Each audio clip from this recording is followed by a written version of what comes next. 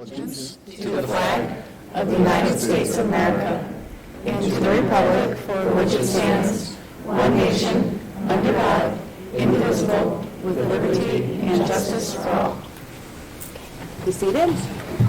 Is there anyone in the audience that would like to make a public statement this evening? Okay. Then we're going to move on. So, a few things to report out in my report. We have a new student advisory board, and they're here with us tonight. So Addie is going to introduce our new student school committee advisory board. If you want to just stand up and wave, you're welcome to say something. Addie, I'm going to leave that up to you. Okay. So if you want to do that. So our new freshman member is Lola, and she's representing the middle school. We also have a returning member, Michaela, who's representing the middle school as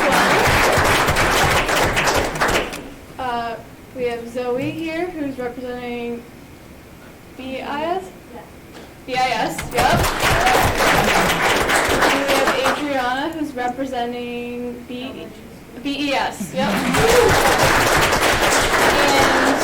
And our two other members were not able to make it tonight, but because they were doing floor decorating. But That's okay. other members. Did you want to announce who they were? Or? I need to check.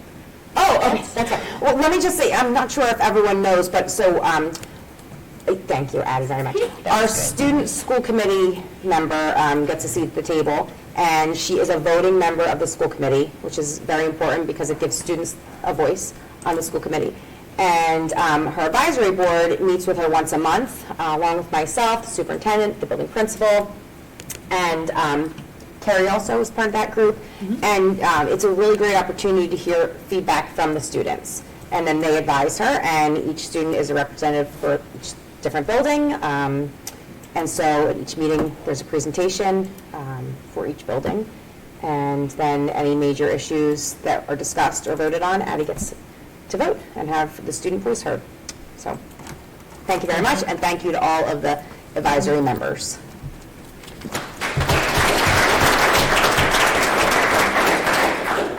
And their presentation will be in just a minute. I just have two other quick announcements. The Massachusetts Association for School Committees has a joint conference with the Massachusetts Association of Superintendents, and that is on November 6th to the 8th.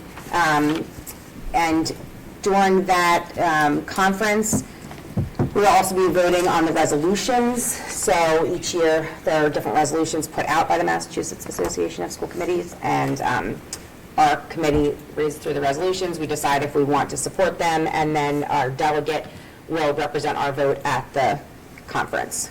And then the other announcement is that our committee is having a trunk for trunk or treat this year. So that's an exciting new thing because the school committee hasn't ever had a trunk before. So we're getting to do that. So hopefully if you go to trunk or treat, stop by and see us. And that is all I have. So we'll move on to the student spotlight. Yeah. Emily, do you have the presentation? Come to me. No. Is there? Did you send one? Oh, no. I sent it to Dr. McGuire. I thought she sent it to you. I don't think I I'm sorry. Do you want to do the volleyball presentation? Yeah, we'll do volleyball first. If you want to just send it to Dr. Joe, and then we'll get it pulled up. Sorry, girls, just give us 1 minute. Okay, then we're going to do the volleyball awards.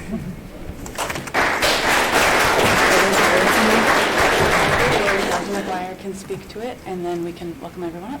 Perfect. Great. And Mr. Ashworth. Okay, Dr. McGuire and Coach Ashworth can come on up. Hello. We're pleased to introduce the volleyball team, who had a wonderful distinction this summer. They earned the 2024 American Volleyball Coaches Association Team Academic Award. This award is given to a high school varsity program whose members maintain a year-long grade point average of at least 3.3 during the previous school year, And the award demonstrates each teammate's commitment, not just to athletics, but to academics and excellence all around on the court and in the classroom. In addition, the Bourne High School volleyball team also received the distinction of the Team Academic Honor Roll, representing the top 20% of GPAs in their division. So we are so proud of the girls. The team from 23-24 had 12 members: McKinley Scully, Lily Russell, Michaela Muldoon, Avery Morrow, Nola Timo, Sophia Hullinan, Hannah Petrillo, Tallulah Bean, Carly May, Reese Williams, Leah Barlow, and Elena Timo.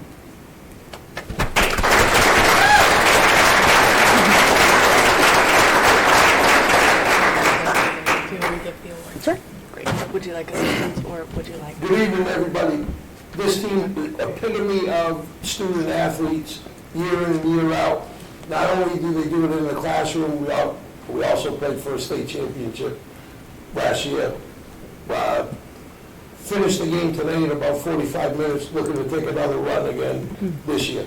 Volleyball team.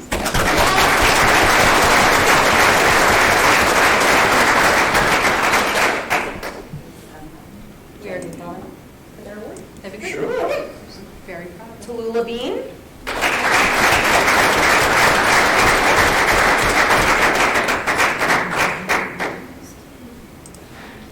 All right.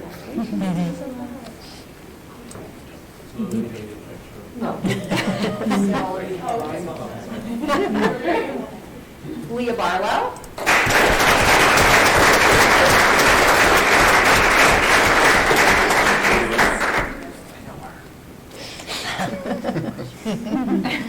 Sophia Hallinan.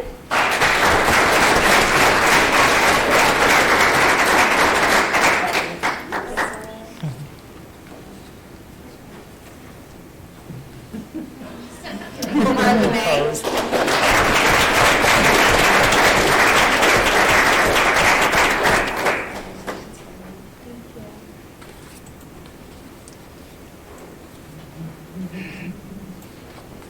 Avery Morrow.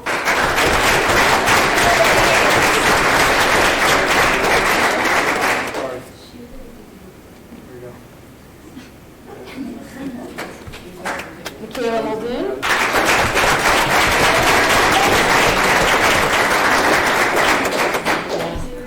Hey, over here, it's Dad.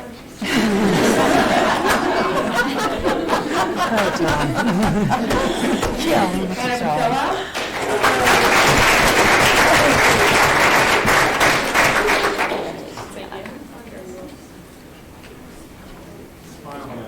Lily Russell.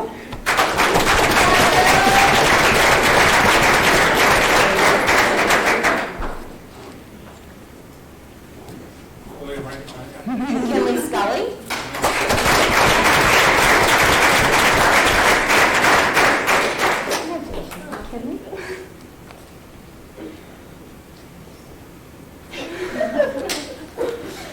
Nola Timo.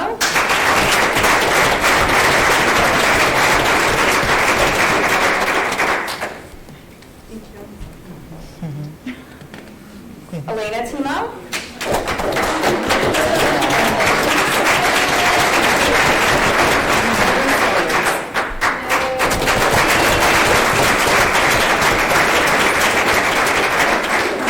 We have a big group picture taken. Congratulations to all of you. Yes.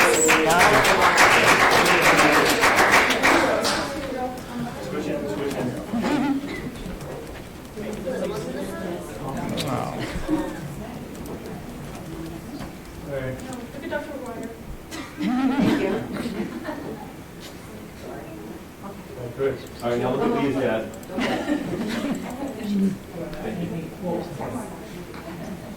There we go.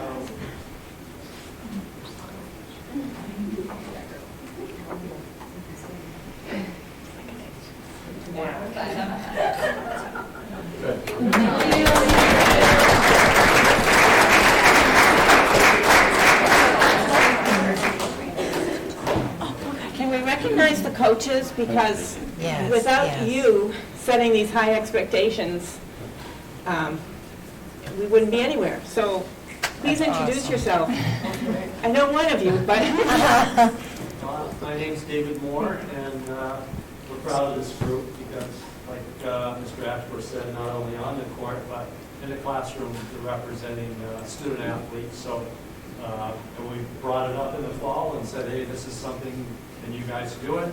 Oh yeah, we can do it, no problem. So they exceeded that for 3.3 to 4.3. This is my daughter Cassie, played for me years ago, and now she helps me coach. So Cassie Lee.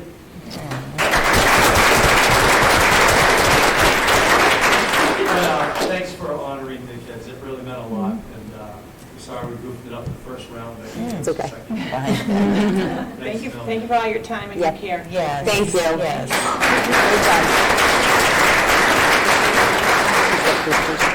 I'm ready. Thanks, have a great night. Really nice. I just want to hug you. We'll just give them a minute to scoot out if they'd like, and then do the student presentation. Well, have a good night, thank you. Thank you, Mr. Ashworth. Bye, Coach.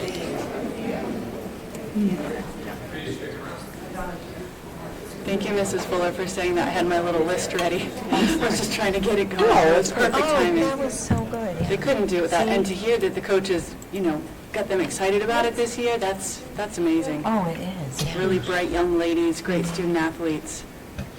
They really are impressive. Yeah. Can we talk about that today? We good? We're good, whenever you're ready. Just come right up to the podium, into the microphone. At the end, okay. After we go? Okay. Is it working? Is that good? All right. So this is the joint middle school and high school presentation for this month because there was just too much going on to focus on one school. And so last Thursday we participated in a bunch of field trips at the high school, and so here's just an overview of the field trips. And I'll actually have Lola talk about this one because she went on this field trip. Hello, everyone. Last Thursday, I attended the freshman field trip to Camp Burgess and participated in many different team-building activities. We were split into randomized groups, so we had to work with people we weren't familiar with. Each group had one camp counselor that brought them around the camp to different challenges. One of the challenges my group participated in was a rope swing. There were 2 5x5 wood pallets about 6 feet apart. We had to work together to get across without touching the ground. Working with people I didn't know very well wasn't easy, but after a few activities we were able to communicate better and place one of the top scores in the final group challenge. Overall, this field trip was an exciting new experience that everyone enjoyed and will have positive outcomes in our future careers.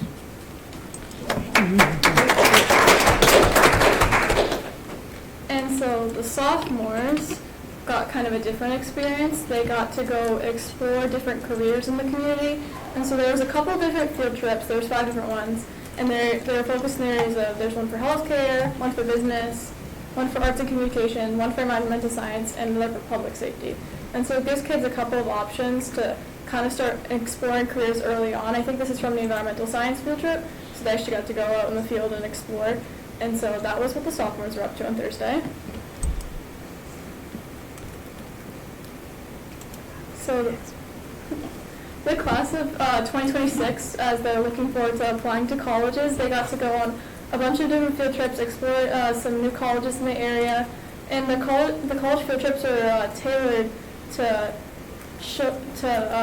compare like public and private universities to like community colleges, and so students can really get a feel for all different types of colleges, and so they kind of have a direction and know where they're going in the future. And I think this is at Stonehill, right? This is Stonehill College. So this was the field trip I went on, and I want to say it was the most rewarding day I've had in a long time. I went to the Cape Cod Senior Residences with my classmates in the left talking to a senior resident, and so I actually got to go on that field trip. And so we sent seniors off on a bunch of different field trips, just aimed towards giving back to the community. I know a couple kids stayed behind. They cleaned up outside the front of the school, so that's all nice out there. Some kids went and helped out the library, and I actually went and connected with the senior residences. Oh, we also went to the beach too, but it was kind of rainy that day. So I wouldn't have wanted to go on that field trip, but it seems like they got a lot of nice work done, and I'm really happy I went. Anyways, so look at the middle school now. Do step-up day. Yeah, so I'm going to talk about the middle school, and one of the experiences that the 7th and 8th graders got to have was coming into the high school and being introduced to a lot of the different activities here. I remember when I was in middle school, like it was so exciting to get to come up, and I was super unfamiliar with the building, so learning where things were, and you got to meet teachers, take part in classes. I remember doing different like math exercises, different worksheets. You get to see the band room, and usually kids will stay behind too. Members of the high school who get to kind of present and help out the teachers a little bit with that. So it's a really cool experience just to get integrated with the high school and find out what's going on. And the next slide, yeah, so super similarly, first one was a bit more about academics. This focuses more on the clubs. So we also had students who are members of theater and band. Hope Squad is a new club that we've got going on. Students stayed back from that. There were some really fun theater activities that people got to do, and it just kind of brings more, like, I think, life to it. So you get to see not just the academic side that Bourne High School has to offer, but also all of the extracurriculars that you can kind of find your niche in. And we have a student who got to participate in that as well. Hi. So I'm an 8th grader. I went up for Step Up Day, and I just think Step Up Day was a really great experience, especially because unlike other high schools where you have to find like open houses and all the other stuff to come and check them out, here you just get to during the day actually go up there and experience a lot of the other like activities. Like I know in the science room we learned how to play some instruments using vegetables and play with some cockroaches. And especially it showed that this school provides a lot of great opportunities, like being able to learn ASL as a language and play guitar and piano as their own classes. And that's all I've really got to say. Yeah, thank you.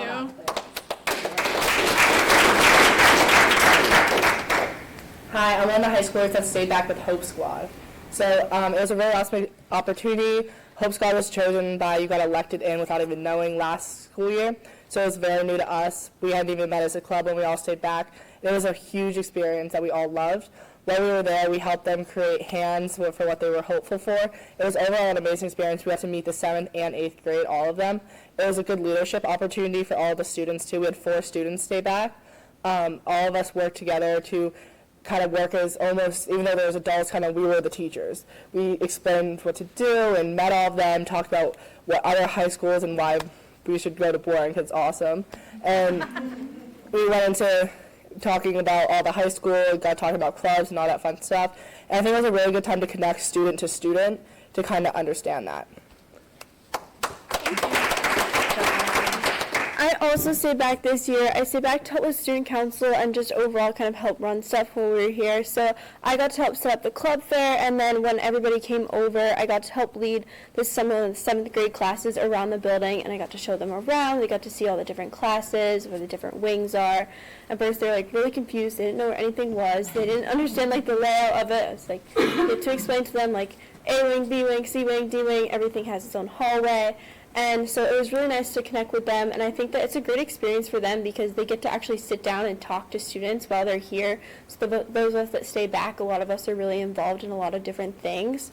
So they get to see all the different things that they can do aside from academics as well as outside of school, and then they get familiar with the building so it's not as daunting when they get here in the next coming years.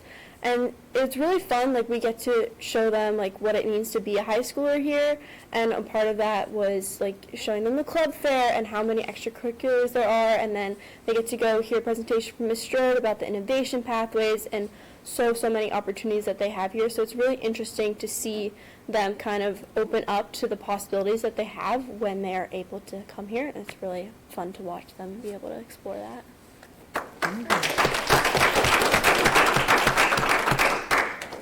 Thank you. If anyone has any questions, we'd be happy to answer. Did students get to do any of the planning of any of these different?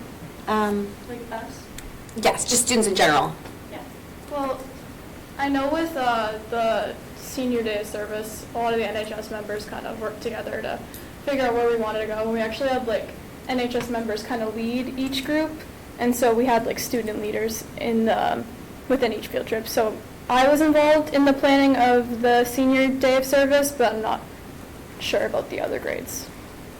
But yeah, I feel like Step Up Day was pretty student driven though, right? It was. Yeah. Like, There was a point in the day where the middle school teachers went back to the middle school and we were trusted with them, which was very nice. And we did survive.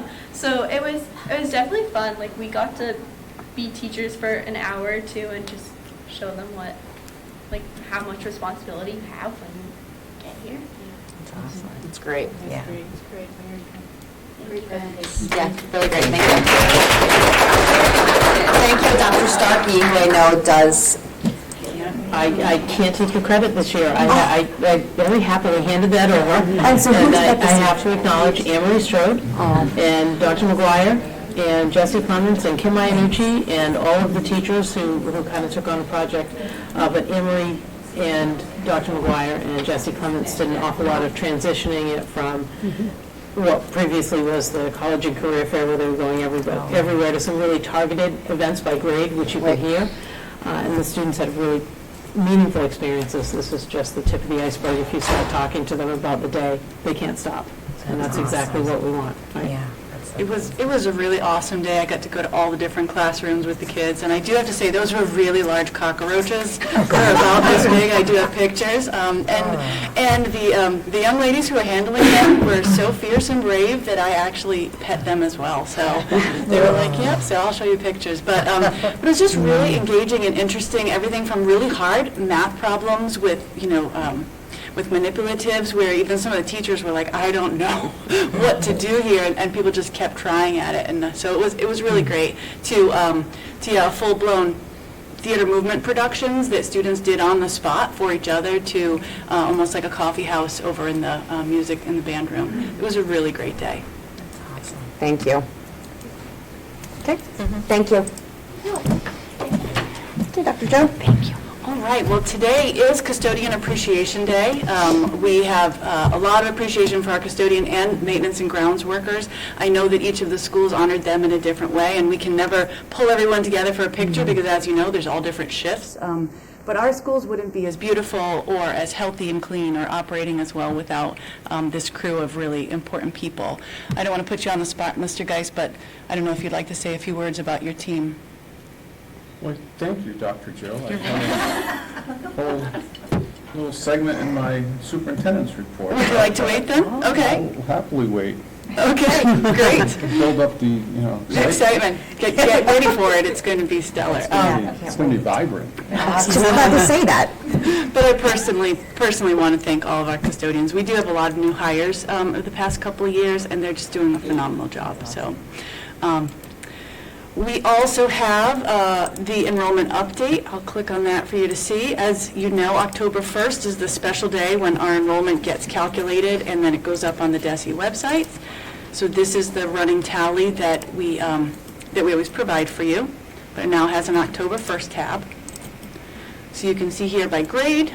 We also have our total school choice numbers here, and it is up from prior years. You can see which grades those are in. I do have to say there were a few more requests for school choice in the lower grades, but because our class sizes are starting to climb up a little bit, we decided to hold on those. But you can see that they're pretty healthy. Additionally, let me get that larger again. Additionally, we will have, I've been asking for a lot of longitudinal data from the Department of Ed. So I have 10 years past of all of our enrollment data.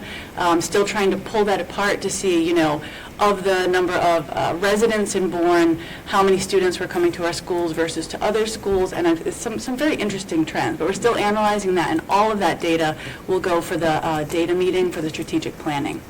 We also hope to have as current as possible census data, because that kind of tells us where we're going next. So we, for the first time in the history of anyone at this table, we were able to get census data last year. And so that was pretty helpful to see, how many kiddos are 3 and 4 and kind of coming up the ranks. But yeah, so that'll be there as part of the big strategic planning. So on to the strategic planning update. Can I just ask, do you have a rough idea of how many Joint Base Cape Cod students we have coming to our schools? I don't have that idea off the top of my head. We do military involved, so they may be on the base or they may not be on the base. So to disaggregate that might take a little time. Do you have a general number of military Our number kids? last year of students in that category was 78, last year. Base I'll kids. I'll have a number for you, well, in the entire category, so Okay. military connected. I can have a number for you by November. Fine, thank you. Yep. One trend, actually, we just talked about this at the principal meeting, one trend that we're seeing is everyone used to come in the middle of the summer pretty much right at the same time, but orders are all during the year now. So we have military-involved kiddos joining us all different times. So it's a little bit harder of a target. Any other questions, enrollment update? I should have paused. Okay, great. So expect more on enrollment, especially as we go through the whole strategic planning process. So with the strategic planning process, we've completed all of our focus groups. I put them in chronological order. So we had an administrative focus group, then we did 3 student focus groups, middle school, high school combined, Bourne Intermediate as their own, and Bourne-Dale, I believe it was grade 2 only, as their own. I heard they were delightful. Either Barbara, I, or the principals welcomed people to all of those different ones, but then we politely stepped aside so they could have their conversations. We had our parent and community one here last week. I believe we had around 20-plus people show up, which was great. They usually say they have 2 adults and a dog show up, so our facilitators were thrilled at the turnout. It was really good, and a nice cross-section of folks came out. We had our staff ones on Tuesday, the Tuesday that just passed. I'm trying to think, I didn't make it to all 3 for the welcome, but between the ones that I made it to, I believe we had probably about 25 total amongst the ones that I saw, so that's a really good representation of our staff. It was a day when there was, sports teams happening and other things happening, and so we'll make sure that we spread the word for everyone to fill out a survey. And then right before this meeting, the school committee had their opportunity to have their own focus group. So next steps, the survey is drafted and just about ready to go out. We're going to ask a few people to test drive it, make sure all the links work. It is completely anonymous. It's done through SurveyMonkey. It's not administered through our district at all, so it's done through TLA. So it will go out, we'll push it out via Facebook. It will live on our website so that people can easily get to it. And then we'll also push it out via email to all of our community parents and caregivers. So hopefully it will really get a lot of traction. I also plan to put it on QR codes so that when people come to our sporting events, they can just click and do. And it does have categories for adults and students. So adults, and ask you to give what best describes you, whether it be an alumni or a current caregiver or a student, an alumni of the past 3 years, those types of things. So we'll be able to see some really interesting data. We will try to close it on 10/23, so it'll be open for a little over 2 weeks, like 2.5 weeks, so that they'll have time to disaggregate it all and give it to our steering committee. That's where it'll go next. The last piece of the next steps is we do have a strategic planning steering committee made up of about 23 or 24 people. We're looking for our last members, so we do have some student members that we're identifying and a couple more caregivers, and then we'll have a full group, and they'll get together once a month. You can see all the dates. So the first one on October 16th will be kind of the overview. We'll be looking at some of the data, but the big meeting really will be the data analysis meeting on the 13th. Both of those will be at least 3 hours long. Then after that, we expect it'll probably be about 2 hours as the whole plan comes together. It's a lot like a workshop where there's big, high-level discussions. You get pulled out into groups, and then the plan comes together. So very exciting work. Any questions about current or next steps? I know I'm really excited about it because, it's going to be a plan of the people. So it's great. All right, so that's the update. And now we are ready for our MCAS and accountability presentation. So I'll get that queued up. MCAS was unembargoed about a week ago. So all of this data and accountability data is up on the Department of Ed website. Again, you can go back and look year over year. You can look at everything, but we have our highlights for you here. I'll be presenting along with Dr. Starkey, and then the principals will come up and present their different school slides. Okay? Okay. So accountability is the system that the Department of Ed has for them to kind of grade all of the schools and districts who take MCAS. It's pretty complex, so If you give me a minute, I'll go through all the different parts, but for this committee, you've already heard this part of the presentation before. So this is the 101. So it has normative components, which is an accountability percentile, has criterion reference components, which are targets. I'll go into detail about that because that's where we're really measuring against ourselves. And they measure a lot of different performance indicators. It's important to note that the Department of Ed can change any of these things every year, as long as it goes through the Board of Ed. So sometimes they weigh things more than they weigh other things. So what we first have here is the accountability of reporting. So this report, which again is live on the website, and we have a link to it in this presentation as well, is going to show you a lot of different things. Performance of your lowest performing student groups. So we get that information sometimes in the spring. They want us to know which students overall over the course of years have been performing the lowest, because then they're going to give extra weight to those students for coming up. And that's what you see over in this category in the right-hand side. Then you have all students, and that's what you see over here. And I know it's a little difficult here, but when you see it live, you'll be able to see they're weighted, and then they're weighted differently. So you'll see progress toward improvement targets, and those get a point system from 0 to 4. I'll go into that in a minute. You'll see student group and student percentiles, overall classifications, and schools of recognition. All right, so non-high schools are going to be graded and weighted in these different categories: achievement, student growth, English language proficiency, and then additional indicators, which this year is chronic absenteeism rate. You also only get you get these indicators if you have enough of an English language population that's taking the test. There's a lot of asterisks here, if you can see me trying to think it through, right? It's all the subscript.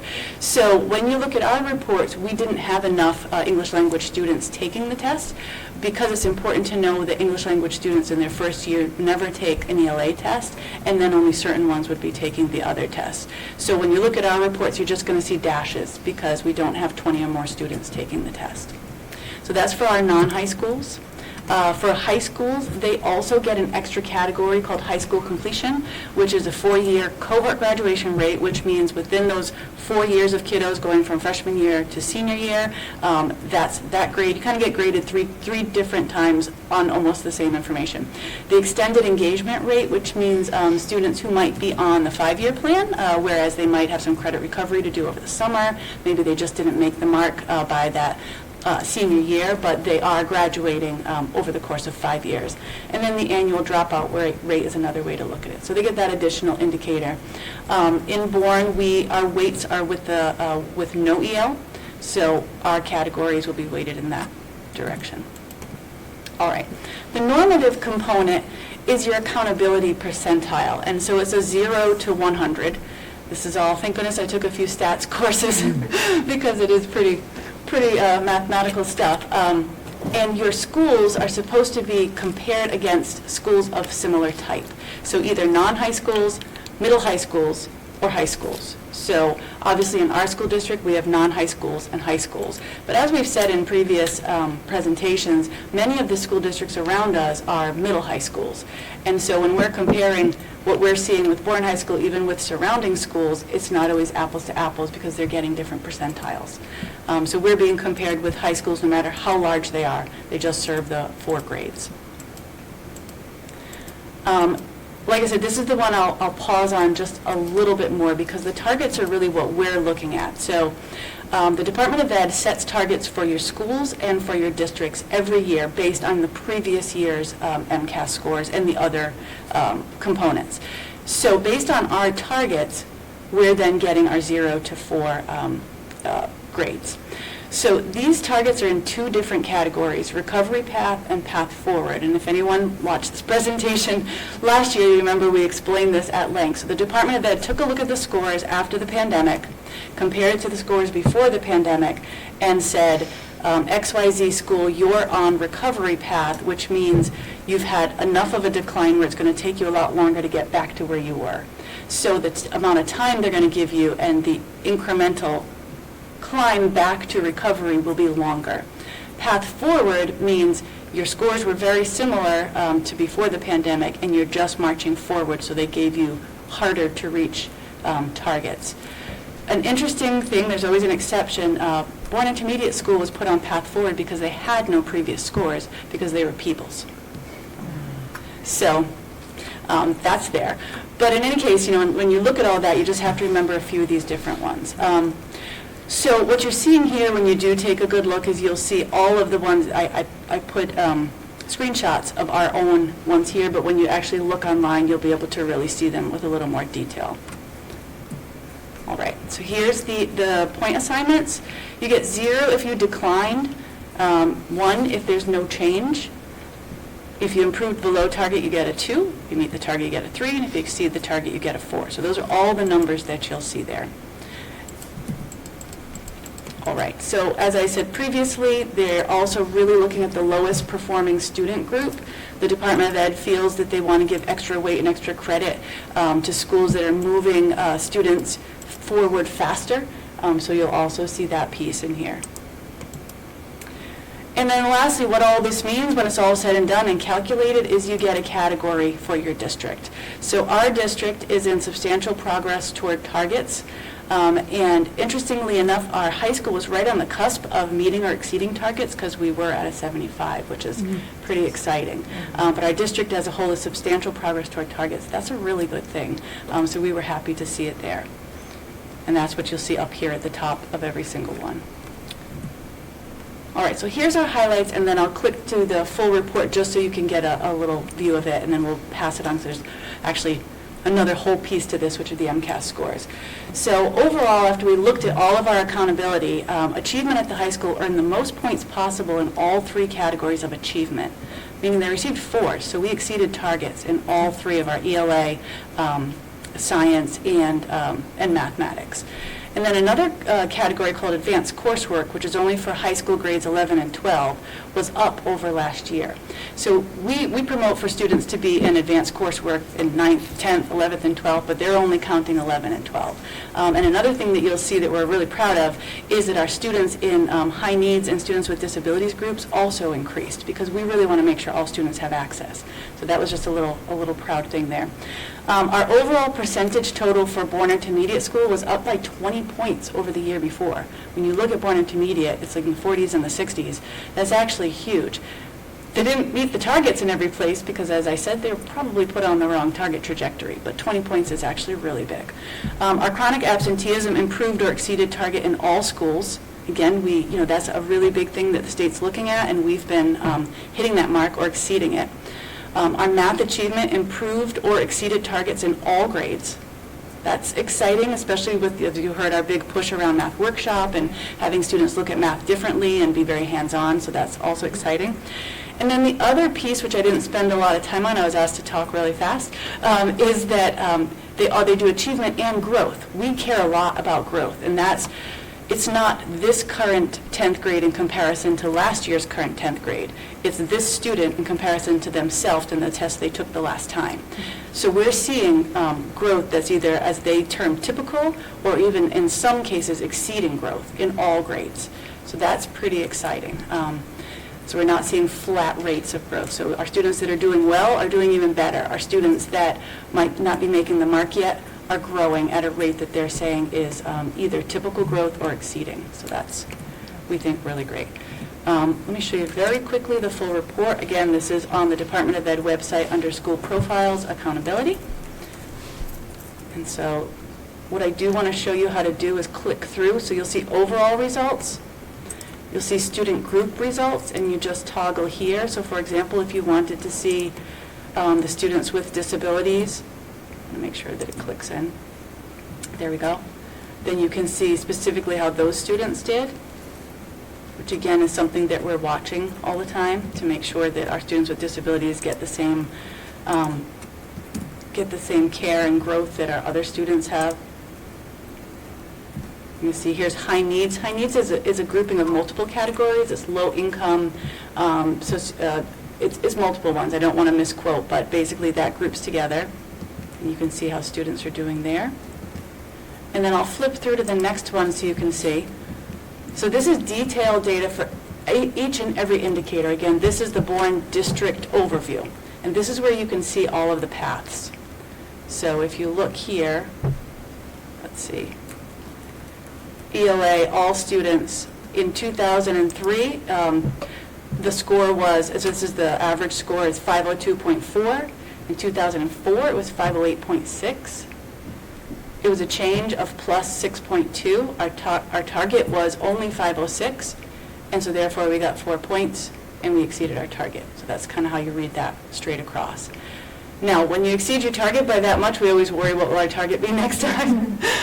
But for now, we're really pleased with that. So you see the mathematics. You can also see, I'll just go down to the next section so you can see growth. And here's where you're seeing typical, low, high, exceeding. So in ELA, our students exceeded typical growth. And I'll keep going so you can just see a few more categories. Here's a 4-year cohort graduation rate. If you keep in mind that our graduating classes are less than 100 students, so therefore mathematically we have students counted for more than they actually are. But it is interesting to see how this was. Last year we did really well in this category, and that goes to the caution of don't get too excited because next year our targets might be higher.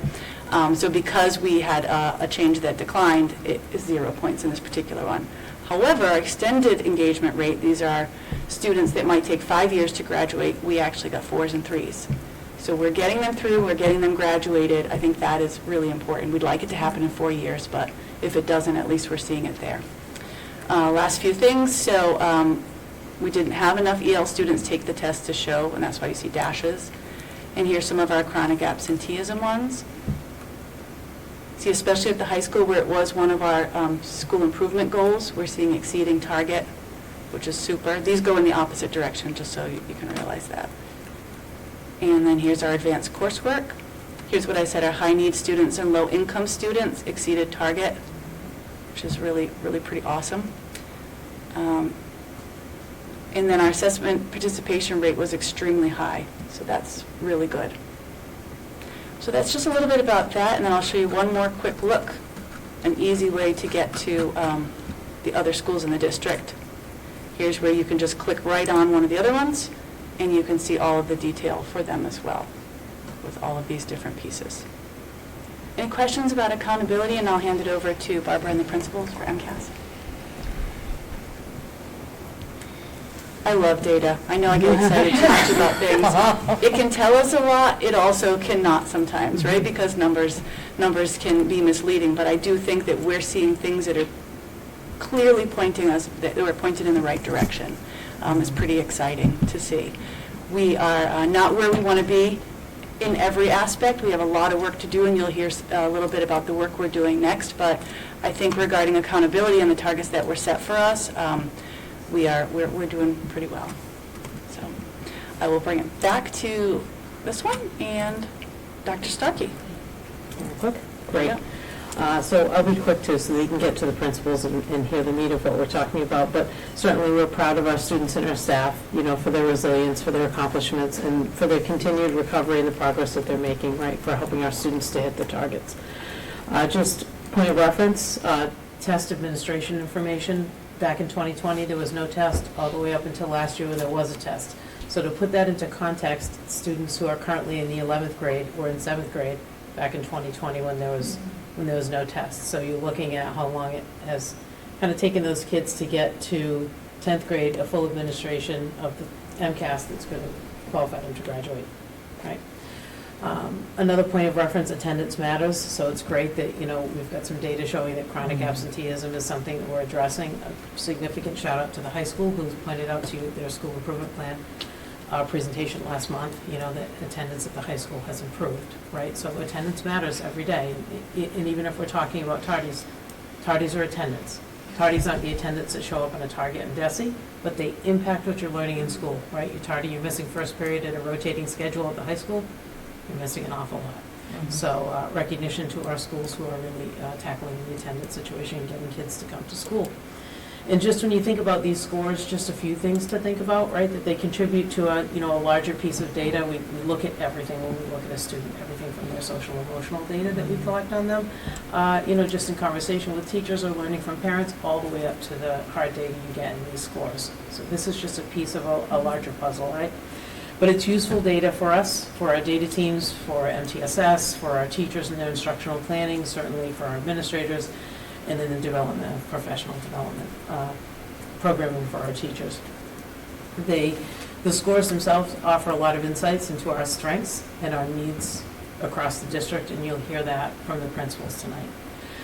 They certainly present opportunities to continue to look at our alignment and our resources. The test carries weight, and you hear a lot of, you can hear negativity sometimes around, well, we're teaching to a test. Well, please do, because the test is aligned to the state standards, and we want our children to know the standards. We want our children to be embracing the curriculum and mastering the standards. And if this test is the measure of that, please teach to it, right? So that's something we want to consider when we're looking at these scores. It is one point of data, but it is a point of data that covers quite a bit. These scores span across disciplines that are not identified in the test. So these tests are math, ELA, and science, but these kids take a myriad of subjects. They write across the discipline. They do math across all the disciplines. They do math across many of our disciplines.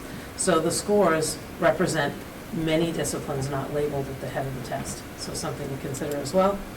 And that you heard last month, and you'll certainly hear again next month when you hear a presentation around benchmarking, how much this data is useful in the design of school improvement plans. So you heard it last month, you'll hear it again moving forward, and you'll hear it again from the principals. So certainly thank you for your continued support, budgeting for resources and materials that bolster our teaching staff to be able to help our kids make accomplishments that will end with certainly these scores, if not higher, which is what we're looking for, right? My next slide just explains the test categories: exceeding, meeting, partially meeting, and not meeting. We love to live in the world of meeting and exceeding, right? And that is our goal. So you heard in the school improvement plans last month, math and ELA 80% or higher, right, in meeting and exceeding expectations. That's our goal. So when you listen to the data tonight, you hear where we are and you know where we need to go, and our teachers know where we need to go, and our students know where we need to go, and that's where we're headed. So with that, I turn things over to the teachers. To the principals. We start with the high school and ELA and Dr. McGuire.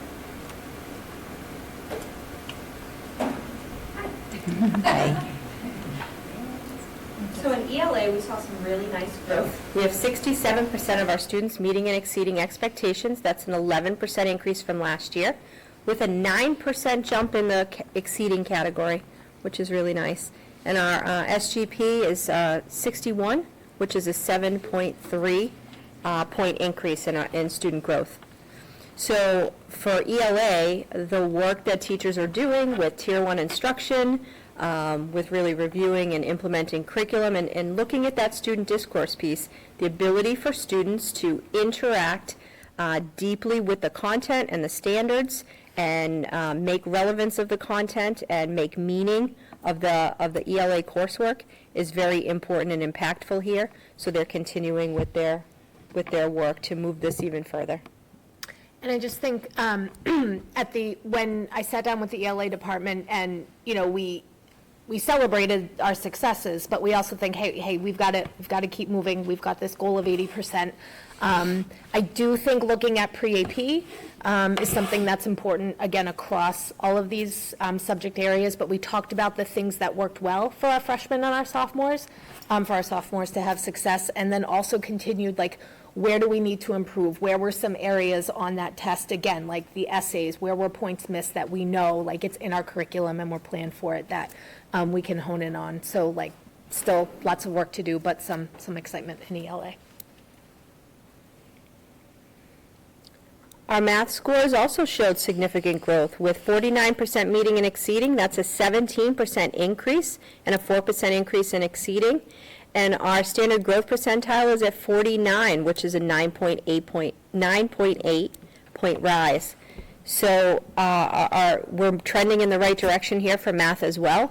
Math has really dug into the standards with pre-AP. We are having conversations about our math resources, but there's a lot of work being done with our PD consultant as well. We wrapped up the year, and again, lots of successes in math, but again, we need more than half of our students meeting and exceeding expectations. So that was a clear goal amongst the whole department. We ended the year talking about building thinking classrooms, and there's we did a reading. There's about 14 different strategies we could have chose. The department chose 2, and they're implementing them in their classrooms. So again, like really pushing and working hard to have the kids dig in and persevere to, again, improve. So biology is a different story. It's a little bit of a mixed bag here. We have, on the accountability rating, 50% meeting and exceeding in bio-MCAS, which is up 22%, and that's a 7% increase in exceeding. These are scores that are reported out for our students who are now in 11th grade. So they are dated by a year. These are not the students who took the bio-MCAS in the spring of last year. So they hold those scores and report them all out together with the cohort. So these are 2 years old now. And just a reminder, there's no SGP in biology because they don't take a biology MCAS in middle school. It's a different science test, so they're not comparable. But we do have our scores back from this past year, and there is a drop there. So we're down to 30% meeting and exceeding. And we do have work to do, and our department has recognized that, and we've already put some measures in place. Continued PD with Karen Rose. Again, looking at the pre-AP framework for biology compared to the Massachusetts framework, and also incorporating a new resource that was presented last year and approved. And so, no, they're well aware of the work that needs to be done, and I think we're excited to dig in and move forward to improve and kind of jump back from where our current juniors were in biology. So the results you just got, are they from students that were in 10th grade 2 years ago? These results, the 30% meeting and exceeding, are from the 9th graders who are now in 10. But The if you go up previous a slide. The previous slide, what counts in accountability are the kids are juniors, and yes, they took the test 2 years ago. Okay. And then my other question is more of a general question. Wasn't it a modified MCAS in 2021 due to COVID? I don't remember it being The modified. only at the high school level. 2020 didn't 2020 happen. there was no MCAS. Right, 2021 was modified, right? The difference at the high school, I wasn't here, but I was at another high school, was there was flexibility around when you could schedule the MCAS. That doesn't happen in high school. These are the dates to take it, so there was flexibility. There may have been a remote option, I don't remember, but the thing that jumps out to me, what I remember from planning it was, there was flexibility in when the high school, similar to, I think, what happens at the intermediate and middle school, where you had a range of dates you could choose. But I don't know that it was modified. Okay, I'm thinking of the younger grades, it was, right? Okay. Modified. It was one of two. Okay. It was Okay. partial test, it was like half a month. Partial, right, okay. Yeah. Okay, thank you. So we're working on it. Thanks. Any more questions for the high school? Thank you. Middle school? Jesse Clements will stay up, and Christine Borning. Jesse's staying. Thanks for, yeah. So I think the overall, before we dive into the individual subjects, I think the overall message for the middle school this year really is that our MCAS scores are not reflective of the really capable students that we know are in our school. And our job and the work that is ahead of us right now is to ensure that they have the tools and strategies that they need to show us what they know when MCAS time comes. It was certainly disappointing to see a decline, but we have this strong baseline, and we have a lot of work that's already begun. Jesse has led work around analyzing the MCAS scores with all teams.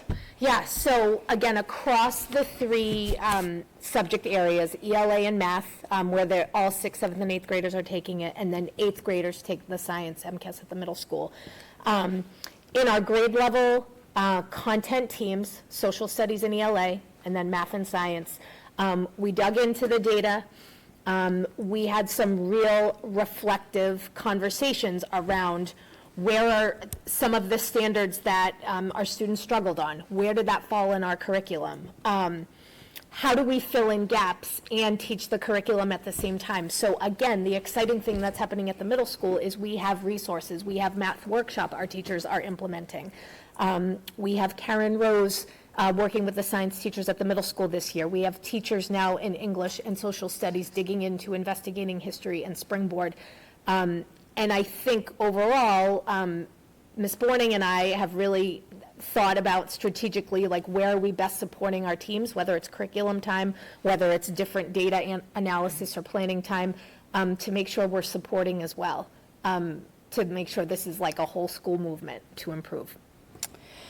So looking specifically at ELA, 29% of our students are currently meeting and exceeding. While that is lower achievement than we'd like to see, we did have an average SGP of 47, which is a relatively strong SGP. It is typical, so we were pleased with that student growth that they're still showing. And I think it's important to note that so many of our students are very close, within 10 and many within 15 points of meeting. They're right there. And so helping them, again, develop those strategies to get all the way there is really important. With ELA, we're looking particularly at writing. The writing portion, the essays of on the test are a huge point percentage. And so helping students make sure that they're doing their best writing, which is tough on an on-demand writing situation, to acquire those points is really important. And that's something that's happening across all disciplines, particularly our ELA and social studies work collaboratively on writing, but then also all of our disciplines do writing, and they've all been talking and working together. We have really leveraged our win block differently to support ELA and math. Starting off, all students are in both an ELA win group and a math win group. We've utilized IXL to get some baseline data and really having some strong progress monitoring as well in both ELA and math, so that we're really supporting some of the foundational gaps that we're seeing, but also movement towards those grade level standards. So in math, again, we weren't really seeing the scores that we want to see. Overall, we have 24% of our students were meeting exceeding. Similar to our ELA, however, the SGP was 48. So again, we're seeing still typical growth for our students. And again, we have so many students, 41% of our students within 15 points of meeting, 35% within 10 points of meeting. That is not a lot of questions. It's so, so close to being where we need them to be. As Jesse mentioned, our teachers in math are working on math workshop. They've also revised their scope and sequence to ensure that everything is happening in advance of MCAS and students are really getting exposed to all content areas. All 6 math teachers took Allison Mello's class this summer in math workshop, and math classes at BMS are really different right now. And so that, I think, that work is not a small undertaking. We really commend the teachers for everything that they're doing. And as with ELA, as I said, the students are enrolled also in a math win group. And again, we're working on kind of filling those gaps and making sure that they are working where they need to be. And similarly, a student that is currently at or above grade level is doing work at or above grade level in WIN, so that we're taking our students who are meeting and making sure that they're reaching for that exceeding as much as possible. In science, science has historically been one of our stronger subjects for BMS, and we did see a dip there. We saw students struggle, particularly with our physical science standards. Again, 57% of our students who are currently partially meeting are within 15 points of meeting, and 40% within 10 points. They are right there. We know that they can do it. Our science teachers, as Jesse mentioned, have been engaged in some ongoing training with Karen Rose, where they're looking at both the scope and sequence, but also the science practices and how they can ensure that those science practices are embedded, and when they're called on in the MCAS, students are able to demonstrate that. Students in 8th grade, it is important to note, we've talked about 3 subjects, ELA, math, and science, and not to be outdone, our 8th graders will also take a civics, so they will have time to work on all of those and win throughout the year, as well as, of course, in their classes, so that we are preparing them in all 4 subjects that they will be tested in. You have anything to add? I know. No. Gotta love the 4 subject tests. And it's a lot, that is a lot for our kids, and we really commend them for that. But I also do want to say, I think one thing that's really important to note is that every teacher at BMS is to be commended right now. They have jumped in with just real commitment to this challenge and making sure that everything that we're doing is helping our students demonstrate that success. So much work. Jesse described a lot of the work, but we've had so many meetings looking at data, looking at our Tier 1 and instruction, engaging in training, making sure that we're using those core resources to their fullest. And really that WIN shift was a big adjustment as well. So I really truly want to say kudos to our staff and our students who are working so hard every day. So thank you. Question? while BIS comes up, I do want to mention one thing I heard the other day in the curriculum sub-meeting. I believe when you tell kids what the expectation is, when you set the bar high, and when you let them know what their personal goals are, they're going to rise. We see it in sports, we see it in theater and music. And I think something that we're doing more of, it probably happened in the past, is that each of the students in the WIN group are now knowing what, we talked about them being so close, now knowing what those skills are so they can attain it. And I think when students know that, they're going to be more apt to be like, you know what, I can do this. So I think it's a really good thing that's happening, not only with the curriculum alignment, but also in that one-on-one individual small group with WIN. I think we're going to see a lot of movement. All And right. again, from our teachers, I will say they developed a goal-setting sheet, and all of the students at the start of WIN have engaged in that goal setting, and they'll check in every month to see their progress. So I really huge kudos again to our staff for coming up with these strategies. Awesome. Great. Thanks. No, All right. Mrs. Colbert and Mrs. Dix, Bourne Intermediate. Good evening, everyone. So I actually have a little bit of a vantage point because I am kind of an outside looking in at the schools, not have been here last year, and so I kind of have an objective view when we're looking at just the scores, and I have more questions, I would say, than necessarily answers based on the data. However, with that being said, I will say Christine was a huge help with me looking at the data. Open Architect has been a great tool to use and really diving into what the scores actually represent. So with that, we do also have some work to do specifically in the area of ELA. We had 30% of our students meeting or exceeding expectations in grades 3 through 5. Just as a reminder, third grade is the first grade that the students take the MCAS, and then we have 3 through 5. With that, again, using Open Architect, I was able to look at 51% of our students are in the partially meeting category. But with that, looking further into it, we had 87 students in grades 3 through 5 across the board that were right on that cusp of 10 points to the meeting. And then 15 students that were meeting that were on the cusp of exceeding. And so, as Christine had mentioned, I think that is really important information to look at to find out why there's not many questions that would have been missed within those 10 points. So we really have started to kind of look in, are there trends with that, or could it be, again, third graders first time taking this test, that it's come down to test taking strategies. Dr. Starkey, made a good point in regards to, teaching to the test. Test taking is a skill that we have to do for the rest of our life, and many of them are on computers.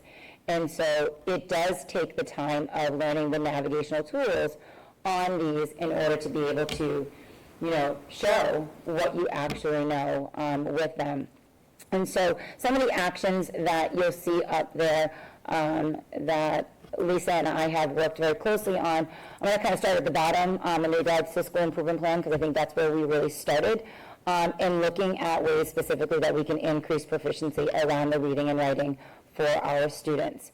We have already, in both data teams as well as our CPT teams, started to analyze the benchmarks that were given to our students. So we not only had the MCAS data, but we also have other benchmark data that we were able to look at to help really make decisions in regards to instruction at the Tier 1 level, but also for our WIN groups, and really honing in on the very specific lagging skills that our students are demonstrating at this current time.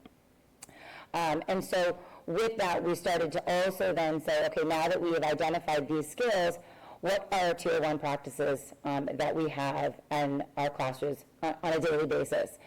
So we're going to start to really look at using learning walks to identify high-quality Tier 1 instruction, and then using that information to share with our classes. I think you learn the best from your colleagues that are doing it, and so using our CPT time to really train each other and show what we're doing in our classrooms, because sometimes we're in our four walls and in our little silos and we don't get to necessarily see or hear all the amazing things that are happening across the board.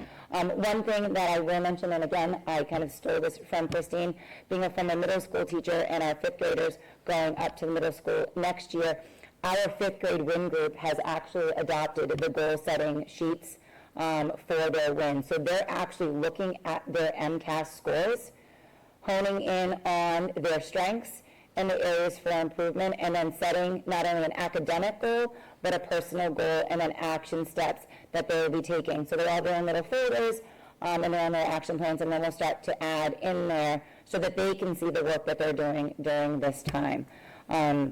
We also are using our literacy team to create supports around our phonics and writing instruction, where we know that that is an area based on not only the third grade MCAS, but also some of the benchmarks that are areas that we want to focus in on. Did I miss anything?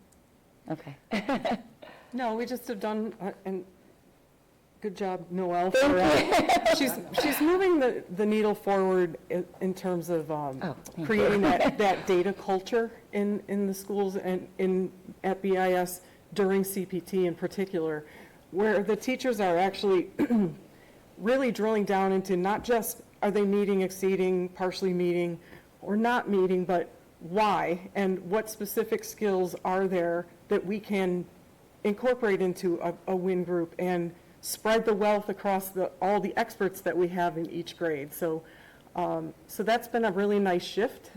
We have plans for teachers to actually take an MCAS so that they can have an idea of what it is that the students are being asked to do, which is, I think, a great way to start that test-taking skill that Noelle was talking about. So, and then when we say we're combining literacy team, math team, MTSS, data teams, everything is coming together now. So, you know, was it a couple of years ago where we said you sleep, then you creep, then you leap? I feel like we're at that leap point, and we have everything in place and all the buy-in, I believe, to see some real change. Well, thank you. And so, as far as math goes, I was very impressed with the math scores that I was looking at. Again, outside looking in, we had a 5% increase in students meeting or exceeding expectations in our math MCAS. Of that, meaning that we had 34% of our students across grades through 5 that were meeting or exceeding. And again, looking at those students that were in that, just those 10 points, we had 71 students that were on that cusp for the meeting. And then we had 15 students that were on the cusp for exceeding. So those are two huge areas of focus. And what again, I wasn't here, but what I will attribute it to, and having a past experience in it, is the math workshop model that is being done at BIS. Lisa has put a lot of work in working with Alison Mello and training with the teachers. And the math workshop model, we do have WIN where we target those skills, but the math workshop model allows us to use the class time for really specific differentiated instruction in small settings. When the students are working in that workshop model, teachers could pull students in a small group and work on maybe some of those skills that they might not be hitting in the larger Tier 1 setting. So I really do feel that has made, and I obviously wasn't here, but huge gains as far as the math goes. I would love to see that kind of get into the literacy. I've done the literacy workshop model, and I do feel opportunities to differentiate are where we're going to see the biggest gains with our students. So really a lot of the similar that we have done with the math, with the math we did with the literacy and vice versa, and we're seeing that across the board. As far as science goes, I have to say kudos to Bourne, because in all of the districts that I've ever worked with, science is the one that you see students don't typically do as well, especially at the 5th grade level. It's usually looked at as kind of the lost, stepchild that's not really getting the focus. And these are phenomenal scores. 44% of our students in grade 5, first time taking the science MCAS, met or exceeded expectations in the science and technology MCAS. That's a 14% increase from the year before. So that's huge to me. I know that we have a phenomenal STEAM program. Mrs. Correa does an amazing job, and she does a lot of cross-curricular. So to me, it's continuing what we're doing and monitoring that growth in the student mastery, and then looking at ways that we can continue to increase the cross-curricular opportunities with STEAM into our content classes. So, do you have any questions? Thank you very much. Thank you. Just to round out the presentation, you've heard many of the supports that have been put in place. This is a list, certainly not an exhaustive list, but a list nonetheless of the supports that are in place to help our students achieve more.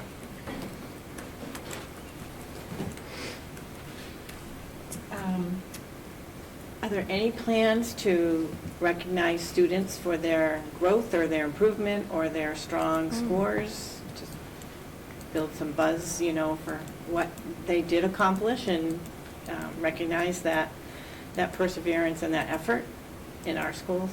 Sure thing. I think certainly at the high school we see the John Abigail Adams scholarships rolling out soon, but it's a discussion to have with the principals. We've just been able to share the data, and to be honest, the focus has been on moving forward, but you're right, some opportunities for recognition should occur. And have parents received their student? They'll be mailed October 10th. And how are we going to help the families understand what they're seeing? Because it is all these numbers and grids and everything, you know. Because sometimes they'll say, oh, my student's doing okay, or my student isn't doing okay, and maybe vice versa. So I don't know what plans there might be to, I mean, we used to have nights where, you know, we could talk to you about your students, but it might just be a one-to-one with their school counselor or whatever to, if they if they don't understand. But sometimes people think they understand and they are under misinterpretation, so. Correct. So in with the school reports, the families will receive an explanation certainly from DESE. And then we have some work to do with, you can see on there, generating some more information and awareness with parents around the importance of the test, and more importantly, the importance of learning as reflected on the test. So using the middle school as an example, Principal Bourne has put together a user-friendly, parent-friendly handout to go in with the informational scores for families, just to, again, raise awareness. Maybe making some additional contact with families in advance of the test to again, raise awareness. What can you do at home? Not so much the academic piece at home, but what can you do in terms of showing the kids how important it is to do their very best and put their best foot forward. So communicating that. Jesse Clements and Lisa Dix have added a curriculum corner to each of the s'mores that go out to parents every week. And we had talked at one point about maybe putting some MCAS-like examples in there or links to information for parents. So all things in process, so to speak. Thank you for asking. Yeah. Lastly, I just want to thank administrators, you principals, and curriculum directors for digging in and, you know, highlighting where we are and where we need to go and how we're going to get there. So it's a huge undertaking, and I just appreciate your efforts and your perseverance. I think, Maureen, I'm not sure if you've seen the sheets that they send parents, but it's pretty simple to see where your child is. I don't think it's that part that's the problem. I think it's parents actually knowing how important the test actually is to start, you know? So I think it's understanding, you know, why they should be getting a good night's sleep, why they should be eating a good breakfast, why they're taking the test in the first place. I really don't think that is completely understood in any district. Yeah, so I think that's where the problem lies. But I can show you, I mean, I have them for my own kids, like you can, it is very easy to read the paper, and you can, it's just a little bar, and they show you where your kid is and where they should be. And you're like, oh my gosh, you were right there. Right. And, oh, the other thing I was going to say was, in regards to celebrating, in 7th and 8th grade, if they do well, they're in the top 20%, then they get invited to ASLP, which is the Advanced Student Leadership Program. So that's an honor.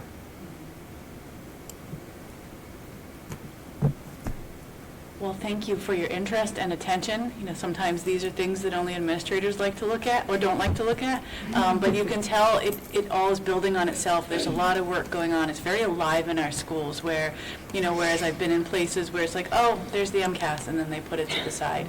But we use it as a data point. It's not the only data point. We'll say that till we're blue in the face.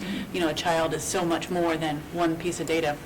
But it's important, and it really helps us line everything up so they can get the absolute best education here in Bourne. So again, thank you for your interest. Thank you. All right, so that concludes my section of the superintendent's report, but there's still a lot more to go. So I'm handing it back over to Dr. Starkey, and then we'll go down the line. My teaching and learning update was really in the MCAS and accountability presentation, but I do have one acknowledgement I'd like to make tonight, and that's for Anne-Marie Strode, Dr. McGuire, and the entire Innovation Pathways team at Bourne High School.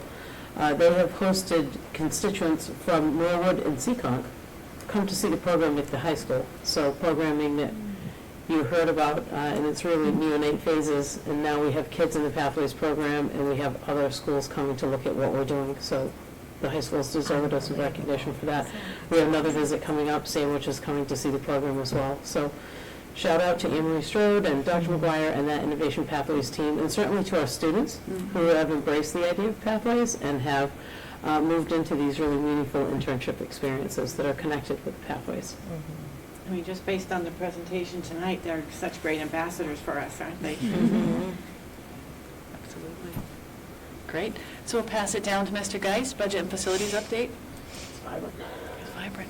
Thank you, Dr. Joe. So it was with a great amount of vibrancy that the FY24 end-of-year report was submitted by yours truly on Monday morning. Big undertaking. The certification still needs to be... Thank you. It's a joy to fill out. Fills my heart every year. Still need a signature from the chair, I believe. I tried to do it electronically, so it might not have gotten to you. I know that one person signed it already. I will be reviewing that end of the year report. It's this gigantic spreadsheet where I have to account for every dollar in, all the different sources that it came from, and exactly how it was spent with several other reports. I'll be sharing that with the spirited Budget and Facilities Committee at a meeting this coming Friday. That's a compliment. T-shirts to follow. Oh, because it's Spirit Day. Because it's We've just ended a very active first quarter, covering July 1 to September 30th, as the schools stocked up on needed supplies to ensure they're lively and energetic. Students were dazzled with dynamic resources and decorations. I'll be providing a detailed update to the Budget and Facilities Subcommittee members at our meeting this Friday as well. The Budget and Facilities Subcommittee will also be reviewing the capital plan on Friday. It is vital that the school committee votes on the plan at our next meeting so that can be submitted to the town by November 15th. On the facility side, first and foremost, happy Custodians and Maintenance Appreciation Day. We have an active custodian maintenance staff who continuously contribute to the learning environment at each of the schools by vigorously attending to whatever needs to be accomplished. Anybody catching the theme yet? Oh my gosh, yes. Secondly, on the facility side, we are currently working through a septic issue at BES that is without question unvibrant. I want to thank the kitchen staff and Principal Carpenito for helping to conserve water going into the system the last 2 days while our maintenance staff addressed the issue. I especially would like to thank Ted Buckley, who attacked the problem vibrantly. In addition to a big shout out to the DPW on the town side for assisting us in pulling a pump out of the septic tank. That was a lot of fun. That concludes my portion of the superintendent's report, and if there are no other questions, I will pass it off to the vivid and much more eloquent Mr. Chris Oliver for his technology report. Mr. Geist, can you check? I believe I just received it and signed it. So Perfect. if you could just check them. Dazzlers. Yeah, I know, we need it. So that just makes it even more vibrant. Right. This is going to be very difficult to follow. Such a vibrant presentation. I will start off with just thanking Nick Uchakunis and Deb for just their daily, for those of you who don't know, they're in the technology department, and they are really the faces of technology in the classrooms and going out there and just dealing with the day-to-day troubleshooting issues. So, big thank you to them. Just a quick update, we are continuing, you probably remember a couple of years ago, we brought out an app called Crisis Go for emergencies and for different types of lockdowns. Pleased to say that it's still currently in full use. The staff get trained on it every year. We have drills and practices, and we're bringing in some of our public safety partners in Bourne with it. So they're also integrated with the application itself. It is cell phone based. It's also going to be installed on a laptop, but it's a great tool for emergency situations. So just wanted to share that with you. We're continuing to work to make Power School more efficient for our staff. As you probably remember us talking at one point or another, we're using Power School now for our special programs, our IEPs. We have been using it for our 504s, and we found a few little road bumps, and we're working to just bulldoze those out of the way, and we'll continue to make progress on that. But it's certainly a big time consumer, because what we're trying to do is we're trying to make Power School, which is really the #1 program that the district uses for everything, for student, for the parent portal, for report cards, all the way back to enrollment for new students. All our enrollment forms are in Power School, the teachers' grade books. So we really want to try to make this year the year of Power School to increase its efficiency and just make it a little more user-friendly. Just a couple of other things. We're in the process of pre-planning and configuring for the Wi-Fi upgrade at Warrendale, which will be taking place probably early winter in December. And then I'm also working to get a grant to conduct a Google Workspace audit because everything is Google these days, all of our email accounts, and we're really, for the most part, we're moving away and we're phasing out Microsoft Office, unless you have those business classes or some of those different unique situations where they might be using Microsoft Office or specific Adobe products. For the most part, our district is a Google district, and all of our work is done within Google. So we want to make sure that we have, the latest and the greatest and the best. Oh my God. Are you being vibrant right now? So, of course, some of our administrators, including Mr. Geis, will continue to use Office because of features such as Excel. Thank you, Mr. Oliver. I wanted to reiterate that will not be going away for you or for administrators. So that's all I have. Thanks. And then last but not least, special and student programs. So I'm going to get all the adjectives out of the way. I'm going to be sparkling, energetic, full of life, full of life. So that's all I got. And I Googled all the adjectives, so I don't think of any more.